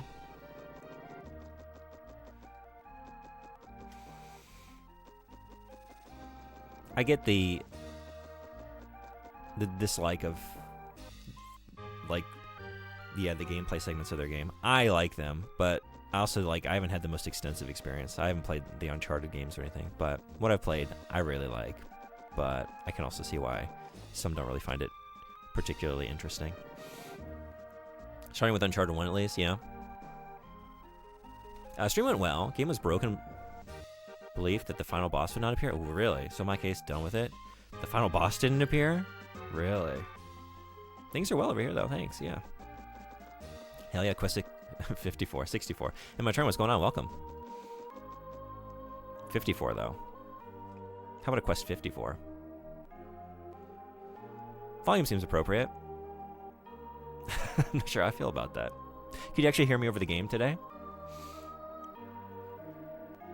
Obligatory 67. 67. I played it, a bit of a roller coaster. What defines jank to be considered? I'm familiar with the slang, just not the rules of defining. We have a pretty open, loose interpretation of jank. Like, is this the way? If there's anything janky, anything that just doesn't really function like you think it's intended to, you know? It could be a janky story, it could be weird character animations. Kind of like difficult or like difficult to control movement. We got a lot of good jank. So it doesn't have to be bad. Just a little janky somewhere, you know? So for me, The Last of Us starts really strong, and then does something I dislike. Maybe it's just me, but after the intro, the game time jumps into the future. I anticipated a Joel that would have dealt with the loss of his daughter, but the game wants the loss to feel as fresh as it does even for Joel. So when Joel kills everyone at the end to save Ellie, that was the exact opposite of the direction I wanted it to go. Okay. Volume good? Okay, cool, thanks. Jankiest game I'm aware of is Star Trek. Someone sent us up the bomb translations. Oh, I'm not familiar with this. Which Star Trek game is this? I understand what the game is going for, but I was anticipating a build-up towards acceptance of loss.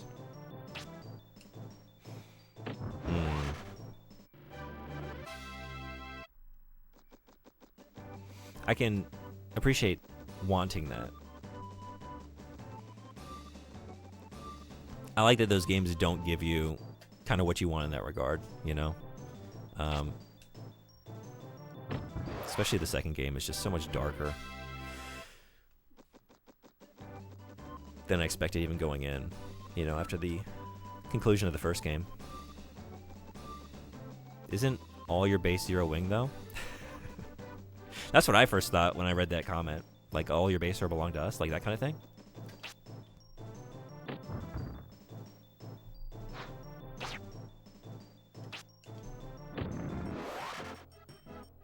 The way I felt about The Last of Us story was that no organization or futures were sacrificing a child for it, and anyone that would deserves what it gets.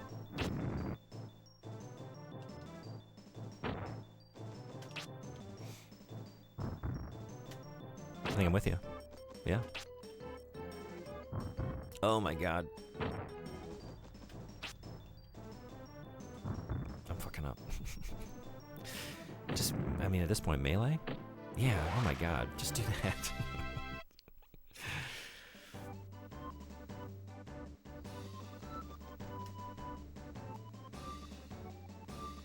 It's the all our bases meme? Okay, Wrath of Khan, I think.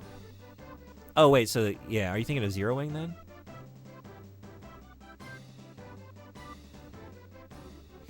It's a hot take? Yeah, that's why we appreciate it, right?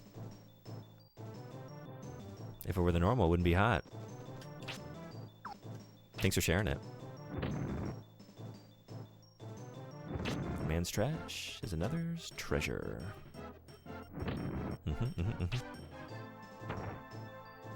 Okay, yeah, that we don't have much range on that, so, but I just need to be deferring to that once they're close enough.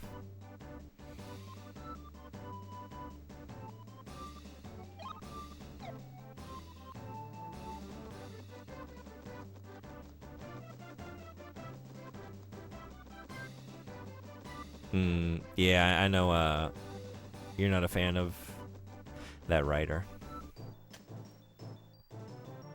But I guess that's the beauty of the thing. You can still have your own take on it, right? Independent of what the authorial intent was. All your base, your base, your base, all your base belong to us. I agree wholeheartedly, but I felt the story would have hit me more at the end of The Last of Us. I was disappointed and angry.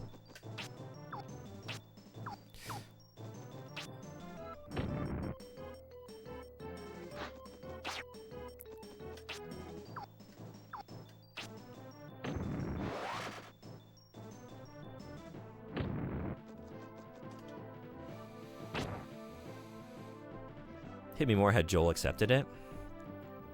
Oh, I need to...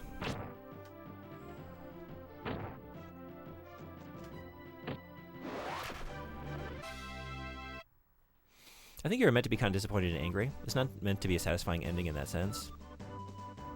Yeah.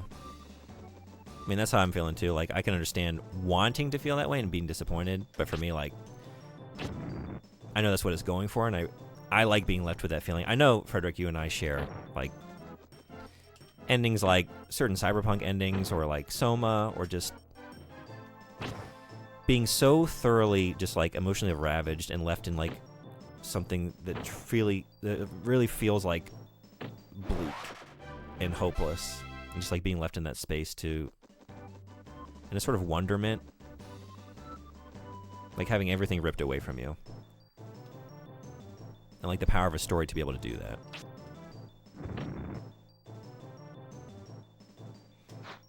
Which again, Last of Us 2 really did that more than the first game to me. Why am I doing that? Why am I using that move?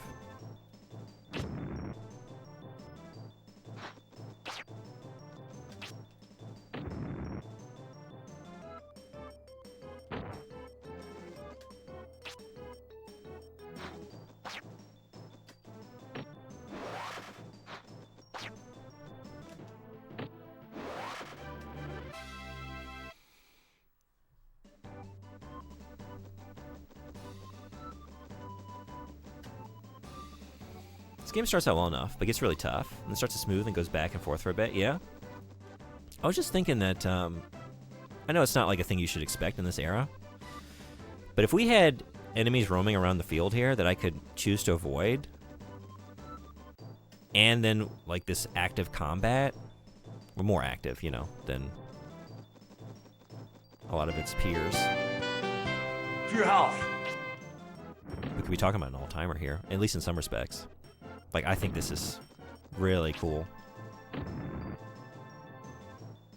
I remember playing Parasite Eve and thinking, like, why aren't more games in this space kind of doing this thing?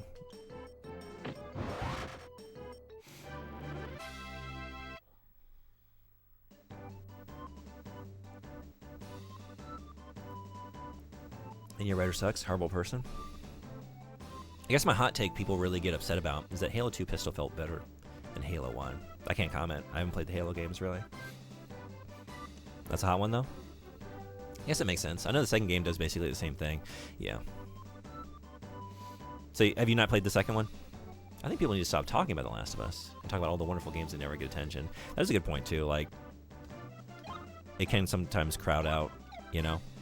We get, like, stuck in a back and forth about like whether this one game deserves to be regarded so highly instead of just like looking beyond it at other conversations to be had. Something has such a beautiful and tragic ending, even though Simon pisses me off.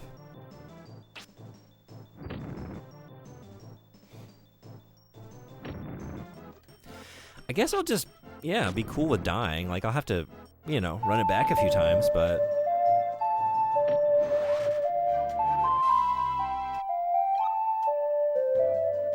I'm trying to get that healing magic, though, so I guess just keep putting it into water.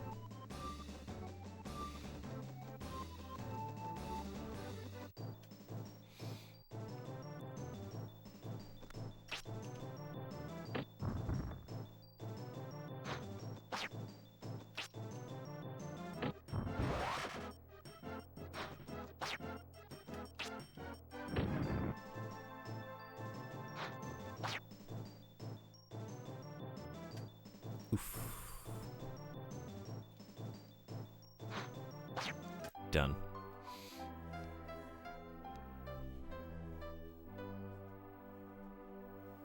He plays a guy who never processed any grief, who just shut all his emotions down. And then when he finally opens up a bed, he loses his new daughter. And he does something extreme, because he still hasn't really processed anything. That was a disconnect for me. I made the mistake of assuming that because of the time jump, Joel would have dealt with it in some way. I wasn't where the game wanted me to be emotionally. I can understand that.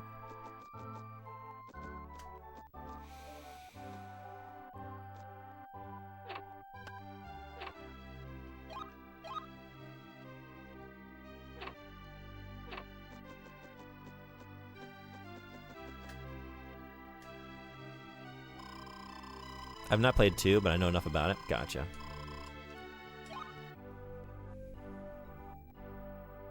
Simon and Soma really makes me want to pun him, but also a lot of people in that game do. Like, it makes me question if people even know what copy pasting is.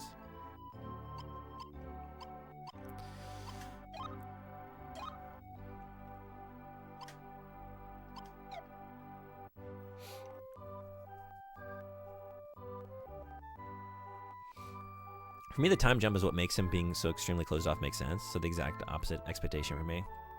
Yeah, I think I'm with you, but I can understand both perspectives. Perfect segue to run it back a few times. Back to the past we go. How many times can we remaster The Last of Us? Yes. New console? New way to play it. The reason I even talk about it is knowing it's all any pundit will glow about for months, and they're always just blowing smoke up some exec's ass for a promised career bump. It does block out other more interesting games. Healing is Water 7? Okay, cool. Chadpour is a more interesting story than The Last of Us. Big agree. I think I might have to agree with that, yeah. Because again, I don't think there's anything. It's it's a familiar story told well. That works because of like being invested in the characters, but it's not like any kind of unique or new concepts in terms of like the foundational elements of the plot, right? That's what I was getting at with like, oh, when it announced it was going to be a series, like, okay, it's going to be less compelling then because like in the television and movie space, it's even like less unique.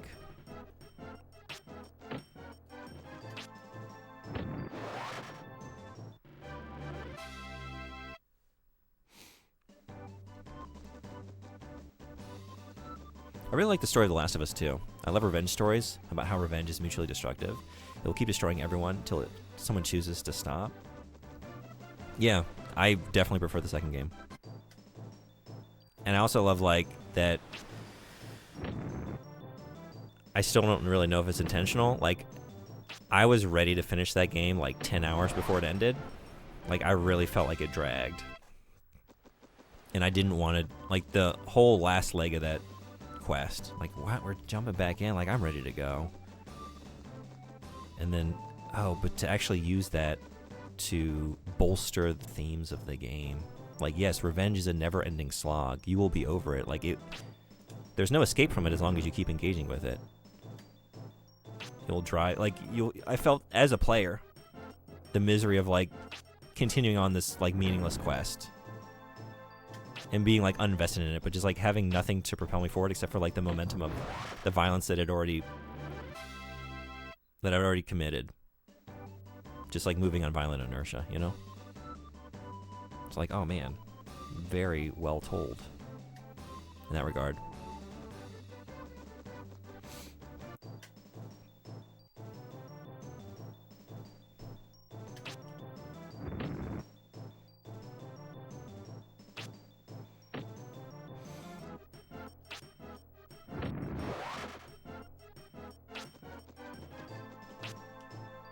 I really like the story of Chadpour. I love revenge stories about... Wait, I'm sorry. I just read that one. Especially love how Ellie chooses to stop way past the point of return. It is too late. Yeah, yeah. That's what I mean. Like, the way that game leaves you. So bleak. Picking up the guitar and not even being able to, like, play that anymore. Because of what she's physically lost. Like... And then you just left there with that image. It's very powerful. Despite the change of medium, I feel narratives like The Last of Us work best as an interactive medium. You really build a connection to Ellie through the gameplay. Yeah, that's why I think the first game is like, to me, a video game seeking to achieve the heights of like a traditional cinematic experience, and the second game is more like realizing that like in the game space, you can do more than that. You can not seek to just simply replicate things in cinema, but use the elements of the medium to tell an even more powerful story, and like making you an active participant in the revenge, you know, and the character trajectory of Ellie. And again, like what I was saying about like physically dragging on to the point where as a player you feel the slog and like you feel the weight of the journey. It just keeps going. It makes it like it reinforces its theme that way. It's very good.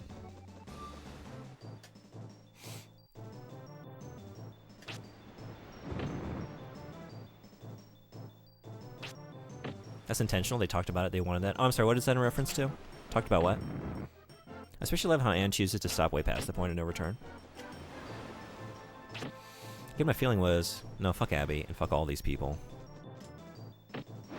That was the other thing I thought was really well done. Like, at first, you know, your perspective on Abby is likely to be negative one, right? Like, she just killed the protagonist that you had, maybe a lot of players had, maybe if you don't, you know, like Joel, you feel a connection to him because you went through a whole journey with him. The way that, I don't know what I'm doing, I'm just hitting buttons. Still not the right move.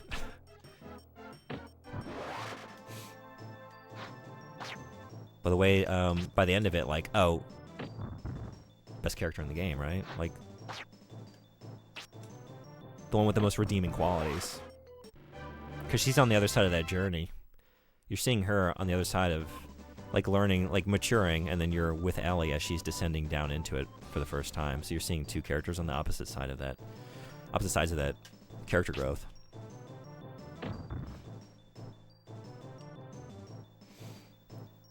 I also love how you get to know the people you kill. Yeah. There's so many elements to that story that are just, like, so, I think, brilliantly done. Like, really good storytelling. Like, when I saw the game was getting hate, I really didn't understand it. Did we just play the same thing?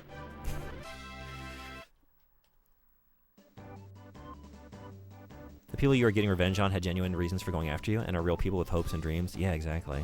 Culminating in like the character of Abby, right? I also love how you get to know the people you kill. Oh, sorry. It's like, did I accidentally start reading the same comment again? In chat more.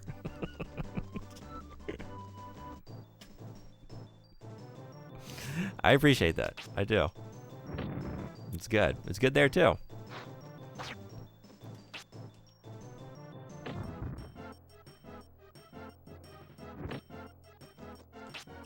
If we were talking about a situation where Chadpour had the gameplay of Last of Us, and Last of Us were just like, you were loosely slapping around at deadites in the city streets, we'd be having a very different conversation.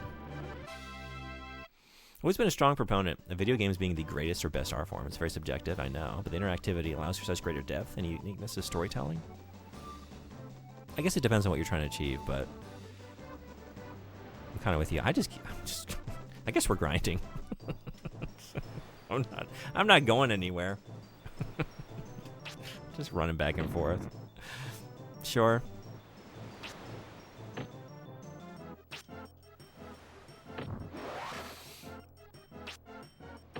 Seeing Abby's side of things really made me hate her and all her friends more. Interesting. Really?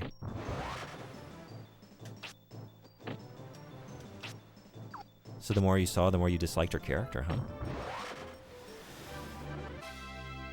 Abby chooses to walk away at the point where she's most justified in killing Ellie, and Ellie just keeps going. Yeah. Yep. And chooses to walk away at the point where she's most justified in killing Murphy, and Murphy just keeps going.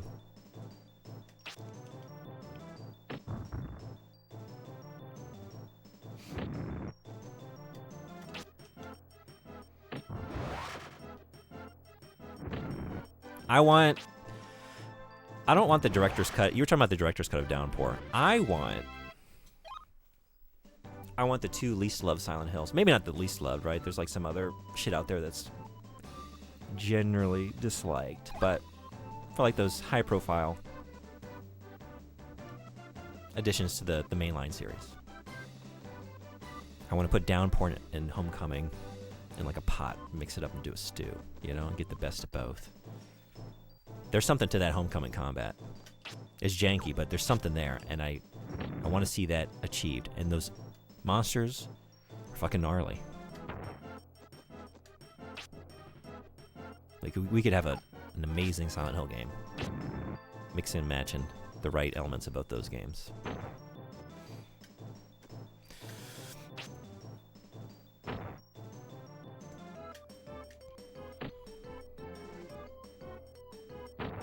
I have no idea what this is referencing. You missed the Downpour streams. Or Chadpour. This is nothing to me. Still no idea.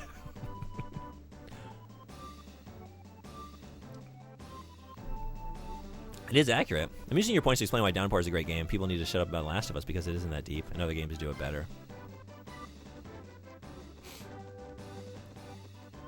My primary rejection of the sympathy I'm meant to feel for Abby and the rest is that A, I do not respect their position at all, and B, I already know the people who die in the games I play were somebody's son, somebody's daughter, husband, or whatever. It's not enough for me to give a shit about someone who will skin me alive for the crime of existing near them. The whole premise just fell flat because I accepted that decades ago. I guess that's DeFox's point, right? It's like, yeah, other games have done this with the themes. Which I guess is the case you can make for a lot of video game stories. Like, you can usually find a place like, oh, well, that was already done over here, and maybe potentially better. But to me, that doesn't diminish it. It might make a good argument for, like, why that game shouldn't be held in the high esteem that it is. If it has a...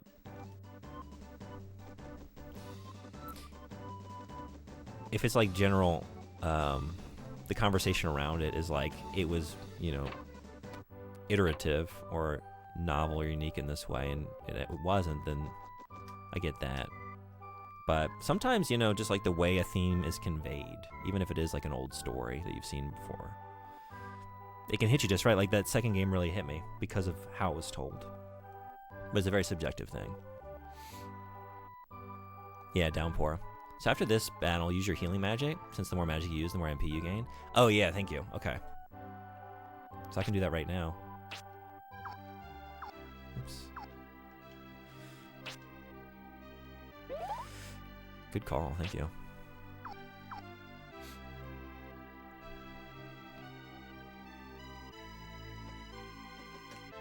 Okay, so I guess you get like an icon when you can interact, or like get a description of something, huh? Oh.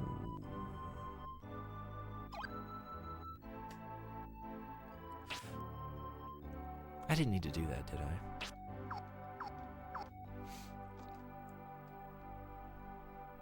It's the insistence that gets me, really. I felt similarly to Spec Ops: The Line, which is also a case of expectations being set too high. Travelers don't show up here very often. It seems that it isn't safe anywhere on the roads these days. I see a future for you fraught with danger and challenges that no ordinary human can meet. It isn't clear, but your destiny awaits you at the end of the longest road. Have you found any hidden draw points? You mean like the one I just found here? If so, then a couple?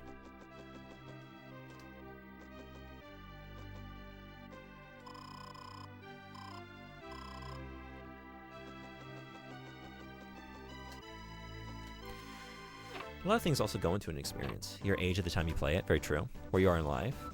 I think had I not played The Last of Us when I was much more opinionated, I probably would be a lot softer on it.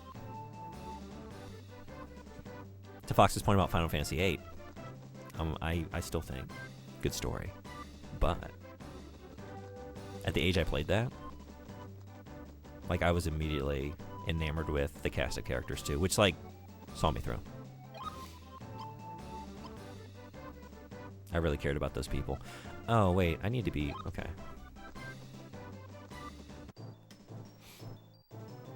I can take a story about revenge and the cycle of violence. I can't take it when I feel the director raising his eyebrows repeatedly going, eh? You get it? Eh?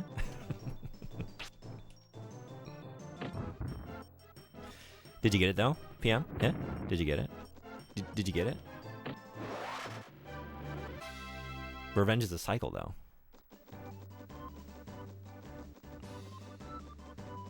I played FF8 as a kid, teenager, young adult, and adult 4 times to the end. Still don't like it. I get it. But also, I get it. I get that game. I feel it in my soul.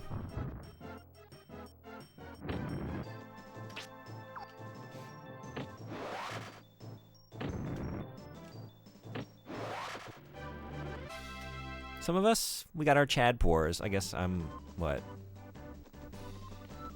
Final Chadacy? Final Chadacy 8?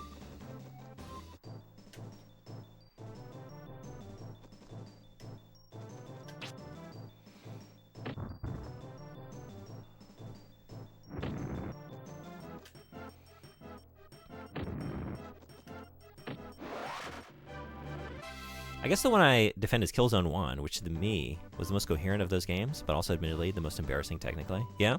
I haven't played that series at all. I would like to check it out because it's Guerrilla, right? Like that went on to make Horizon. Isn't that their series? I loved Horizon.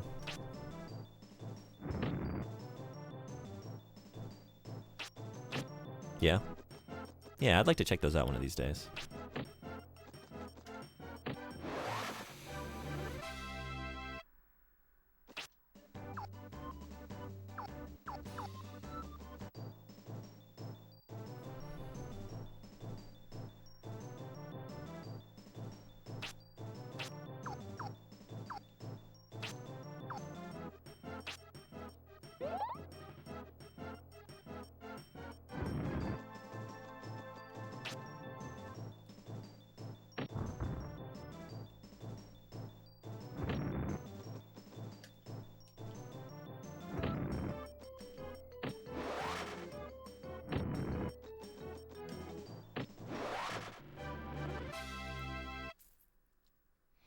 I went through a phase in high school of disliking Troy Baker, merely because he was James Sunderland in HD Collection, and that was such a travesty.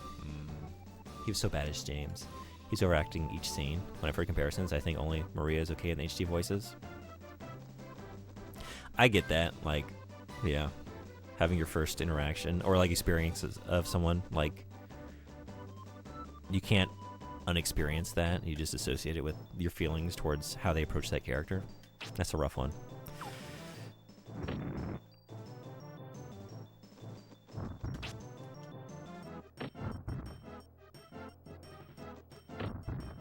Ooh. Oh no.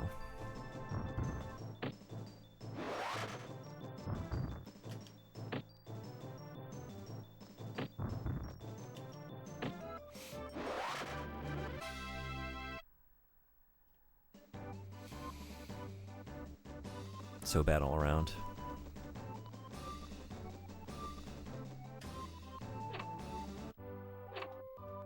I guess I was at your house before. Okay.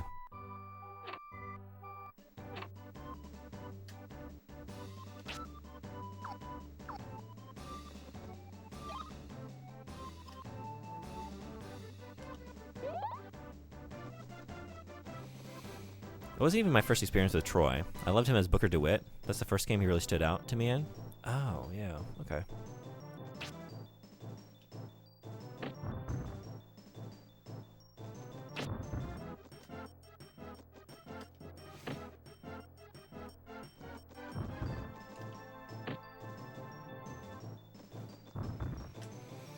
I think he's great. Just sometimes he's, you know, you get this sometimes with, right, with like high profile talent.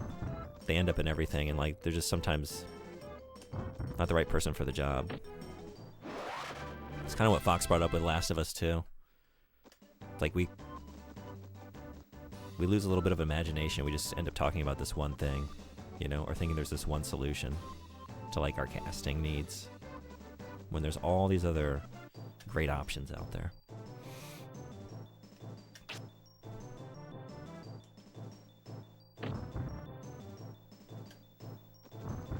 Troy Baker being the guy in video game VO when he was really weird. He had a lot of hits and misses, but that's because he was everywhere and it's just going to happen. Yeah, just like if you're showing up in so much, you're probably going to rub some people the wrong way or like be the wrong choice for what they envisioned for that character. They did his NFT thing and it was over. Yeah, that was not a great moment, huh? Kind of missed the era where everyone was played by Nolan North for some reason.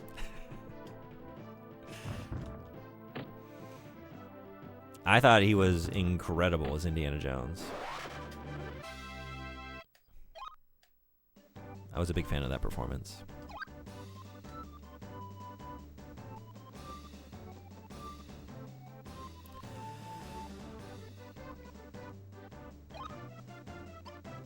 We got some ads rolling. I'm gonna take a quick break while they're here. I'll be right back. Like a minute, some change, maybe two. Get some water. See y'all in just a minute.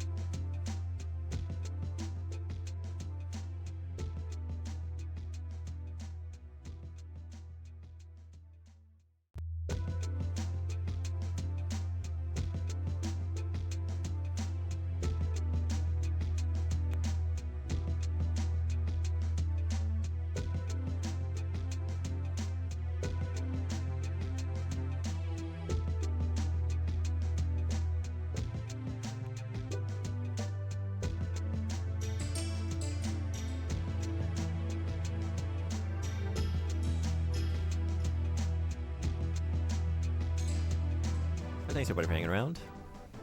Back to the quest.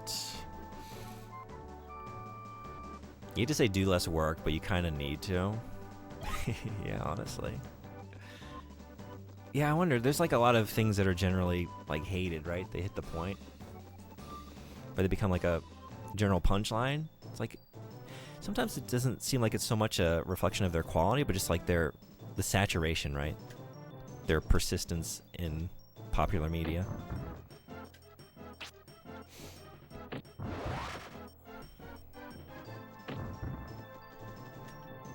Nathan Drake, Desmond Miles, Prince from the 2009 Prince of Persia are all the same character, but they all have a certain charm to them. I'd like to play those Prince of Persia games. I never have. They look cool. Can we, no? Okay.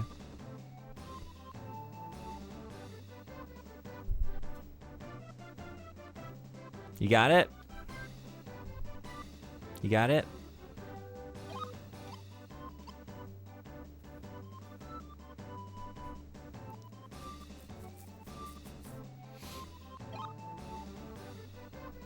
I think it was 9 different ball marines in a single year. Nolan has a huge range too, which is what drove me nuts. They didn't get him to use it.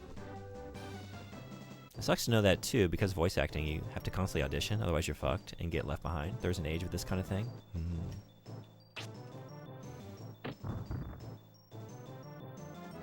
So many of the voice actors that are in everything have great range, and then they're just asked to do like 2 voices forever. Yeah.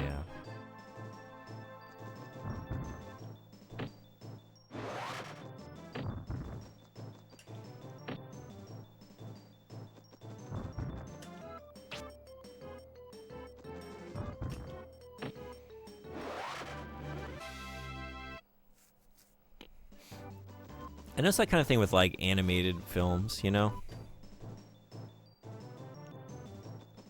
Or maybe not even just animated stuff, but you just think about like all the great voices that like Frank Oz would do, right? Like unique characters.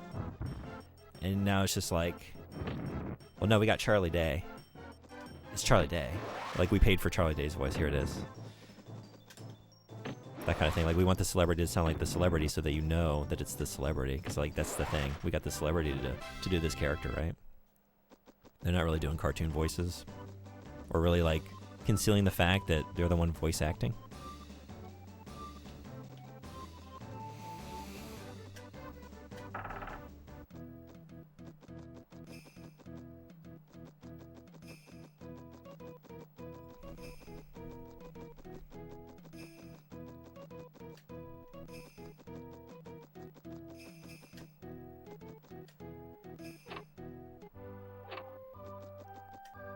We got something. What do we got? No? You just shaking your head? Nothing?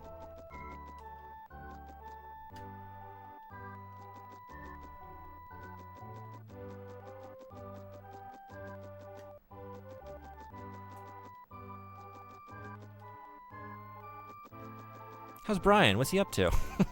He's on his quest. The quest to find a barber. If we can rectify this, because we got like an alfalfa thing going on, you know? I don't know. I think you can put someone's eye out with that thing. A water, huh? You know Quest 64? Have you played through this fight? Then there's the other Frank Welker, the OG voice of Freddy on Scooby-Doo, and has made the noise for almost every animal and pretty much every cartoon you've ever heard. Oh, yeah? I didn't know that person by name. Cool. Okay. I played it as a kid and an adult.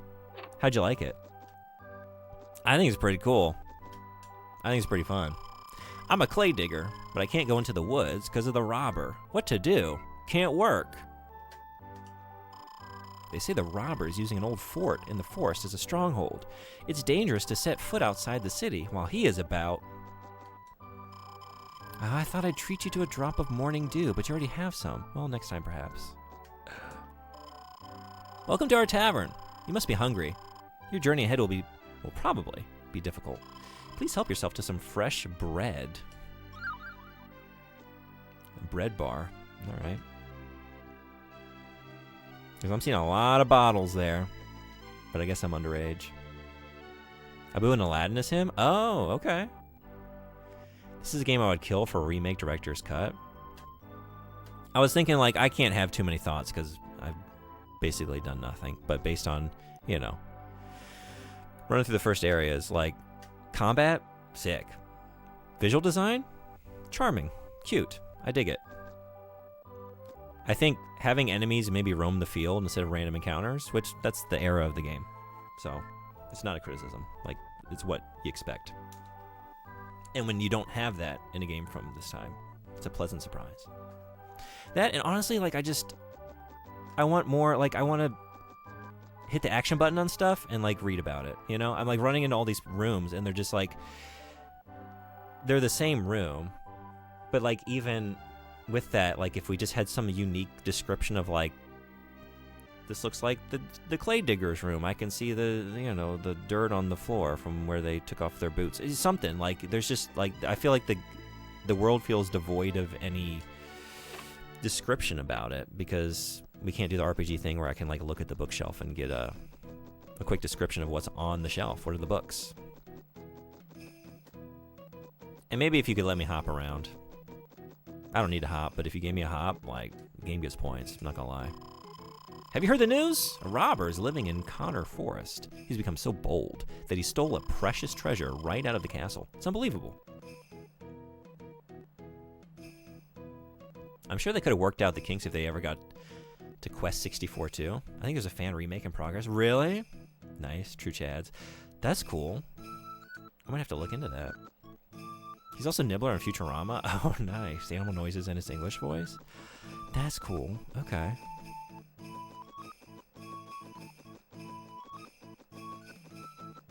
Before I go in there, did I miss a shop?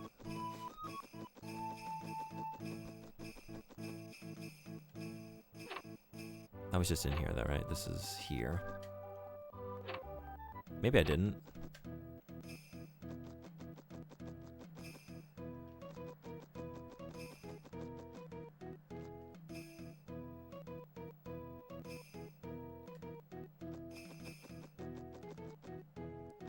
Or maybe here. No, I guess I came in here first, didn't I? I had a look. I found no info on a fan remake. They're probably too busy discussing Last of Us again on Reddit forums. You know what would really make this game better, though, Fox? Like, it's kind of early, but I'm not sure. But I feel like, I'm looking for my dad who gives a shit. But what if this were about the cycle of violence and revenge? Like, what if I were out for revenge and it, like... The game has a theme about how it's never ending.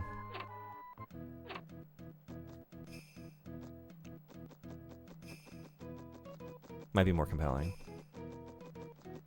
I just need a scene where, like, okay, when we get to this, here's where we know if the game is good or not. When I get to this robber in his little fucking fort or whatever, and I drag his ass out, is there going to be a scene where there's a prompt, and it's just like, big green B, hit B to bash his face in with my staff, and you got to keep doing it. You're not allowed to not do it. You'll just sit there until you, as the player, do it. And then you feel every blow as you just wail on him again and again. It takes a dark turn. Only if you and I keep debating the story on Twitch chats weekly basis. Done. Bad news. Internet wire broke outside last night and it can't be replaced till tomorrow. Welcome in. I'm so sorry to hear that. That sucks.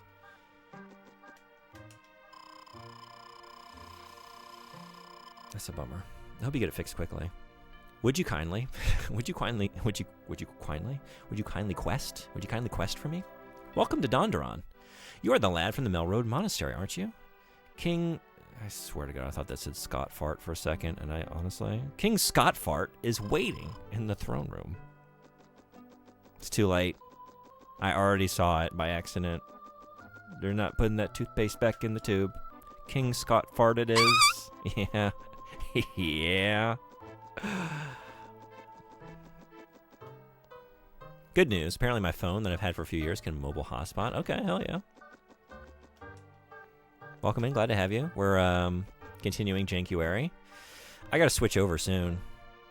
in the next hour, I need to change to Blues Brothers 2000. As much fun as I'm having, like, I got to be playing the game I'm signed up to play for January. So before I hit my time slot, we're going to go check out the Blues Brothers. Anyone played Blues Brothers 2000 on the Nintendo 64? Do we have any hot takes on the Blues Brothers? If so, bring them on in. I can't wait to hear them. Since a thief broke in here just recently, everyone who comes in has to be identified. I'm sure someone from the monastery can be trusted. That's me. Thank you for the 3-stream streak. Thank you, thank you. I assumed it couldn't, so I never checked. I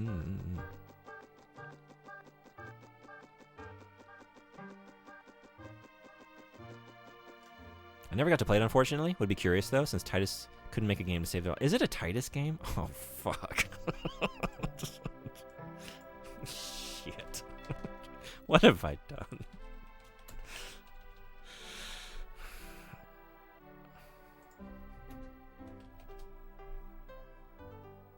Oh, God damn it. What is there? I think I've only played Superman 64. What else we got? Damn, quite a bit.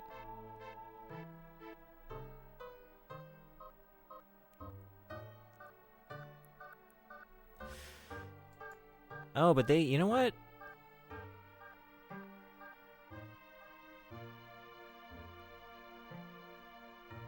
Okay, I guess as a publisher, I need to, like, just look at what they developed. Because, like, okay, they published Incredible Crisis. Like, they're associated with some good shit as well.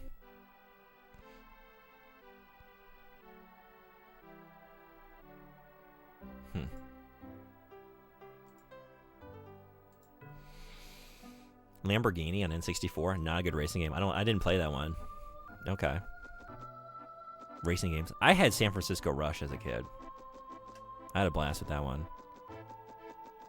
I guess I spent a good time playing like the cruising games. I'm trying to think what else. I had a friend with Destruction Derby. That might be the extent of my N64 racing. I've heard awesome things about the Beetle. The Beetle racing game, Beetle Adventure or something like that. But I haven't played that one.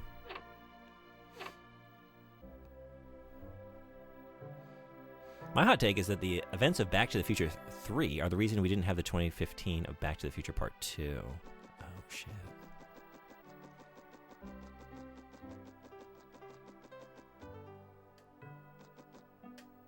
Beetle Adventure Racing was my jam. That's the name of it. Yeah, okay. It's really good. And there's a unique Australian variant of that game too. Oh, really? What's different with the variant? The locations?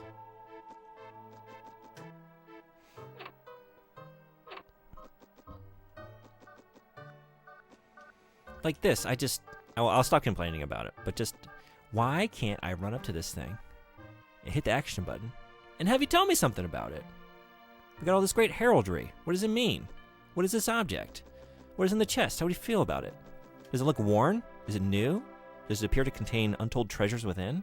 We don't have shit to say about anything. You don't realize how important that is until it's gone, right? It's easy to like take it for granted. Just run around like, oh yeah, it's a bookshelf and it's full of books or some bullshit, right? Even when it's generic, like you just feel it. When it's missing, you feel its absence. Fucking a classic conversion is called HSV Racing and replaced the Volkswagen Beetles with Holden Commodores. Okay. But even here is rare to find a copy. I gotta check this out though. Okay. Maybe just get it on the EverDrive, take a look.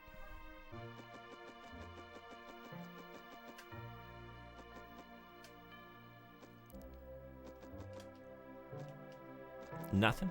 Okay. Okay. I'll go down. I think let's go say hello to King Scottfart, and then we gotta say hello to the Blues Brothers. All 2,000 of them. It's a lot of Blues Brothers.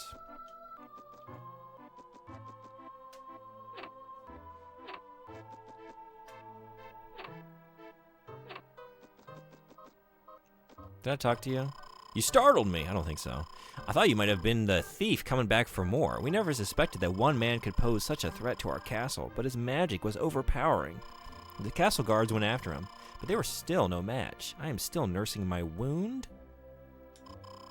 When fighting Solvering, try to avoid his close range attack. It does too much damage for such a small lad as yourself. This whole kingdom's gonna get shown up by Brian.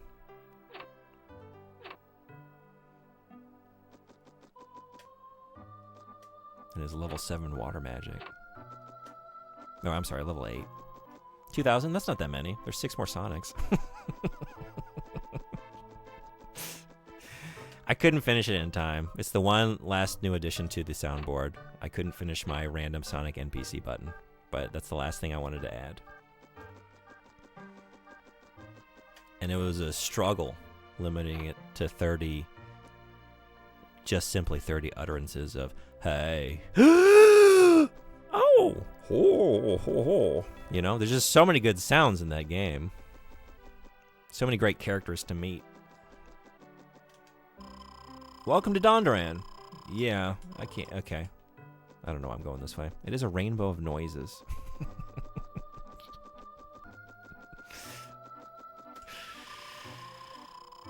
The throne room is through these great doors. You have been cleared to pass. Please proceed.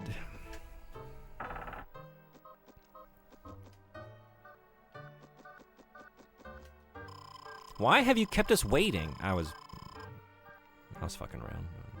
I don't know. We've had a serious robbery here, and the king has no time to waste. So there's no time to waste. So be quick about it.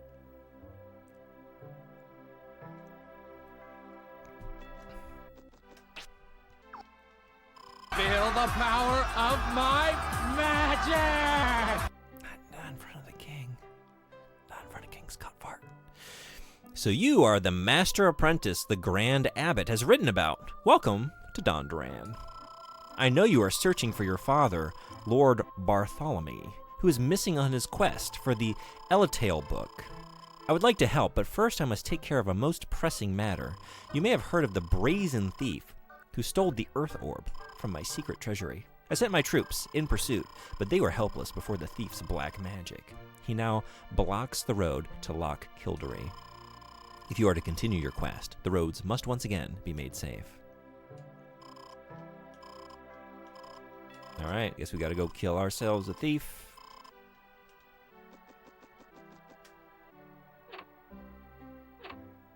But first, let me take some shit from your castle.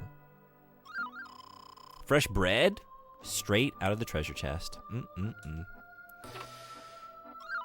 And fresh bread. Straight out of the treasure chest. I guess these are like warmers. They keep it nice and warm. But then you put that fresh bread in that treasure chest and it's all like enclosed, and then it's gonna like be sitting in its own steam and get soggy. I don't know. But I'm not gonna tell them how to live their life. Sure, whatever works for the kingdom. You're gonna need those. Yeah, I know. I've already eaten a lot of bread.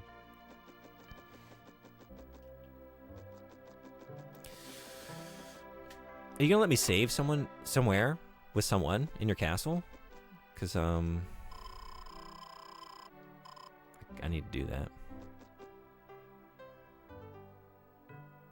Oh, another hot take is the Rambo franchise should have just been the first movie by itself.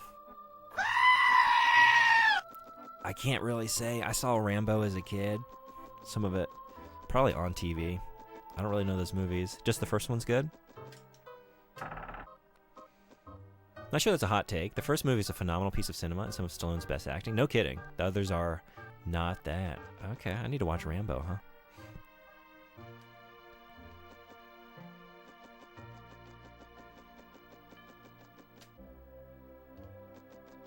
But his actual best acting is Demolition Man, though, right? That's the actual best.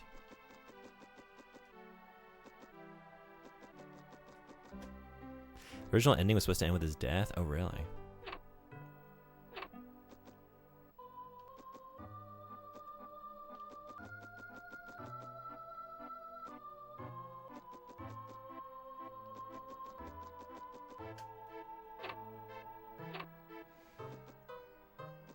I ran through here. I was just thinking, like, did I miss a room? Like, is there no save point in the castle?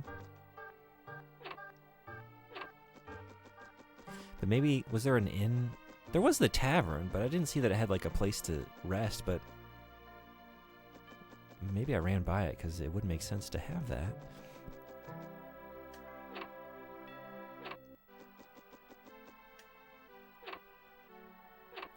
I didn't come over here.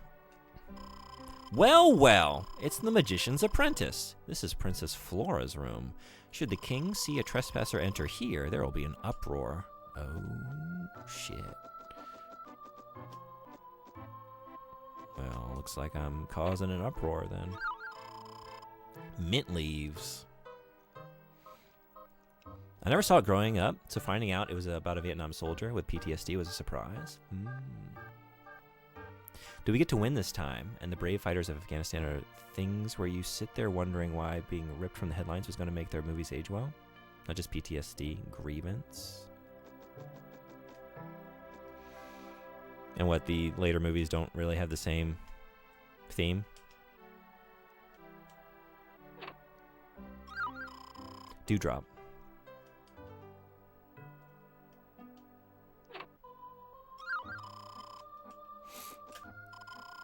You enter unannounced? Your manners are worse than a thief's. But there's something about you. You're a magician, aren't you? Have you come to help us capture the thief? I wanted to go after him myself, but Father forbade me to leave the castle. I command you to go into the forest, find the thief, and return our rightful possessions. If you have the courage, my father will reward you handsomely. You're commanding me? I guess that is how monarchy works. Shit. Fine, I'll do it.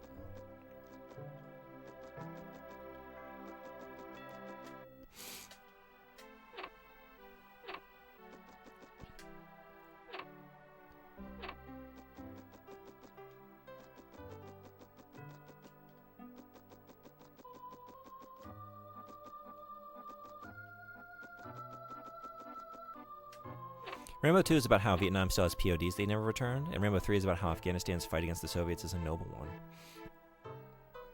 His monologue at the end of the film is really tragic and heartfelt. I'm glad they went with it instead of the original ending. Alright, I gotta see these movies. Well, maybe just one. Put Rambo on the list.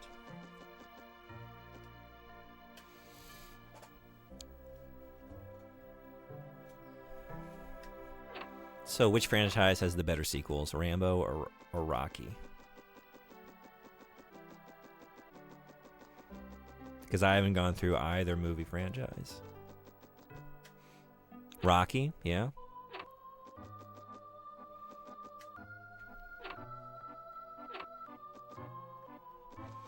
I've just never really watched like many sports films or like anything kind of adjacent to that. I've only seen a few over the years. Yeah, I don't know. Maybe it's back out in town. I guess we'll go out to town and see if there's a save point out there. It wrapped around to being decent again. I guess, whoops.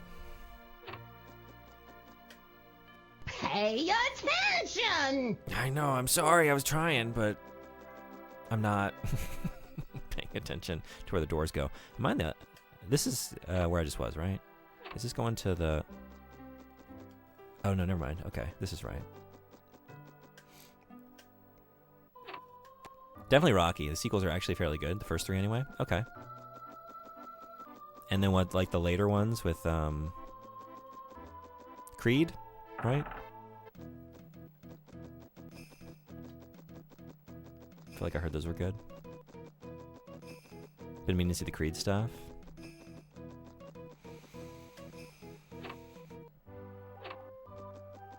Oh, you're just right here. Okay. Okay, so I guess you can only save at a tavern. There aren't just like random save points around. It's so weird how they phrase this. It kept like confusing me. Like, continue save? Like, yeah? Continue playing the save that I just made? Or like, what? But then no? But okay. Only saw the first Creed film, but it was quite solid. Yeah? Okay. Alright, I can't wait to play more Quest 64. It actually wasn't... It didn't come up on the wheel. I just kind of shoehorned this in for today because I wanted to stream earlier in the day. But I didn't want to play Blues Brothers 2000 for maybe like 5 hours. But then it actually came up on the wheel, Blues Brothers, so I actually do have to play for 5 hours. So, I don't think there are saves in dungeons ever. Okay, cool. Good to know. This game is sick. I can't wait to play more. We started a lot of games this month. We're going to continue to start a lot more. But after January, if it hasn't come up on the wheel, some of these I'm coming back to, and this is one of those. But for now, I am scheduled to play a different Jank game. So let's go over there and see what it's all about. Let's have a Titus experience. Goodbye, Quest. See you later.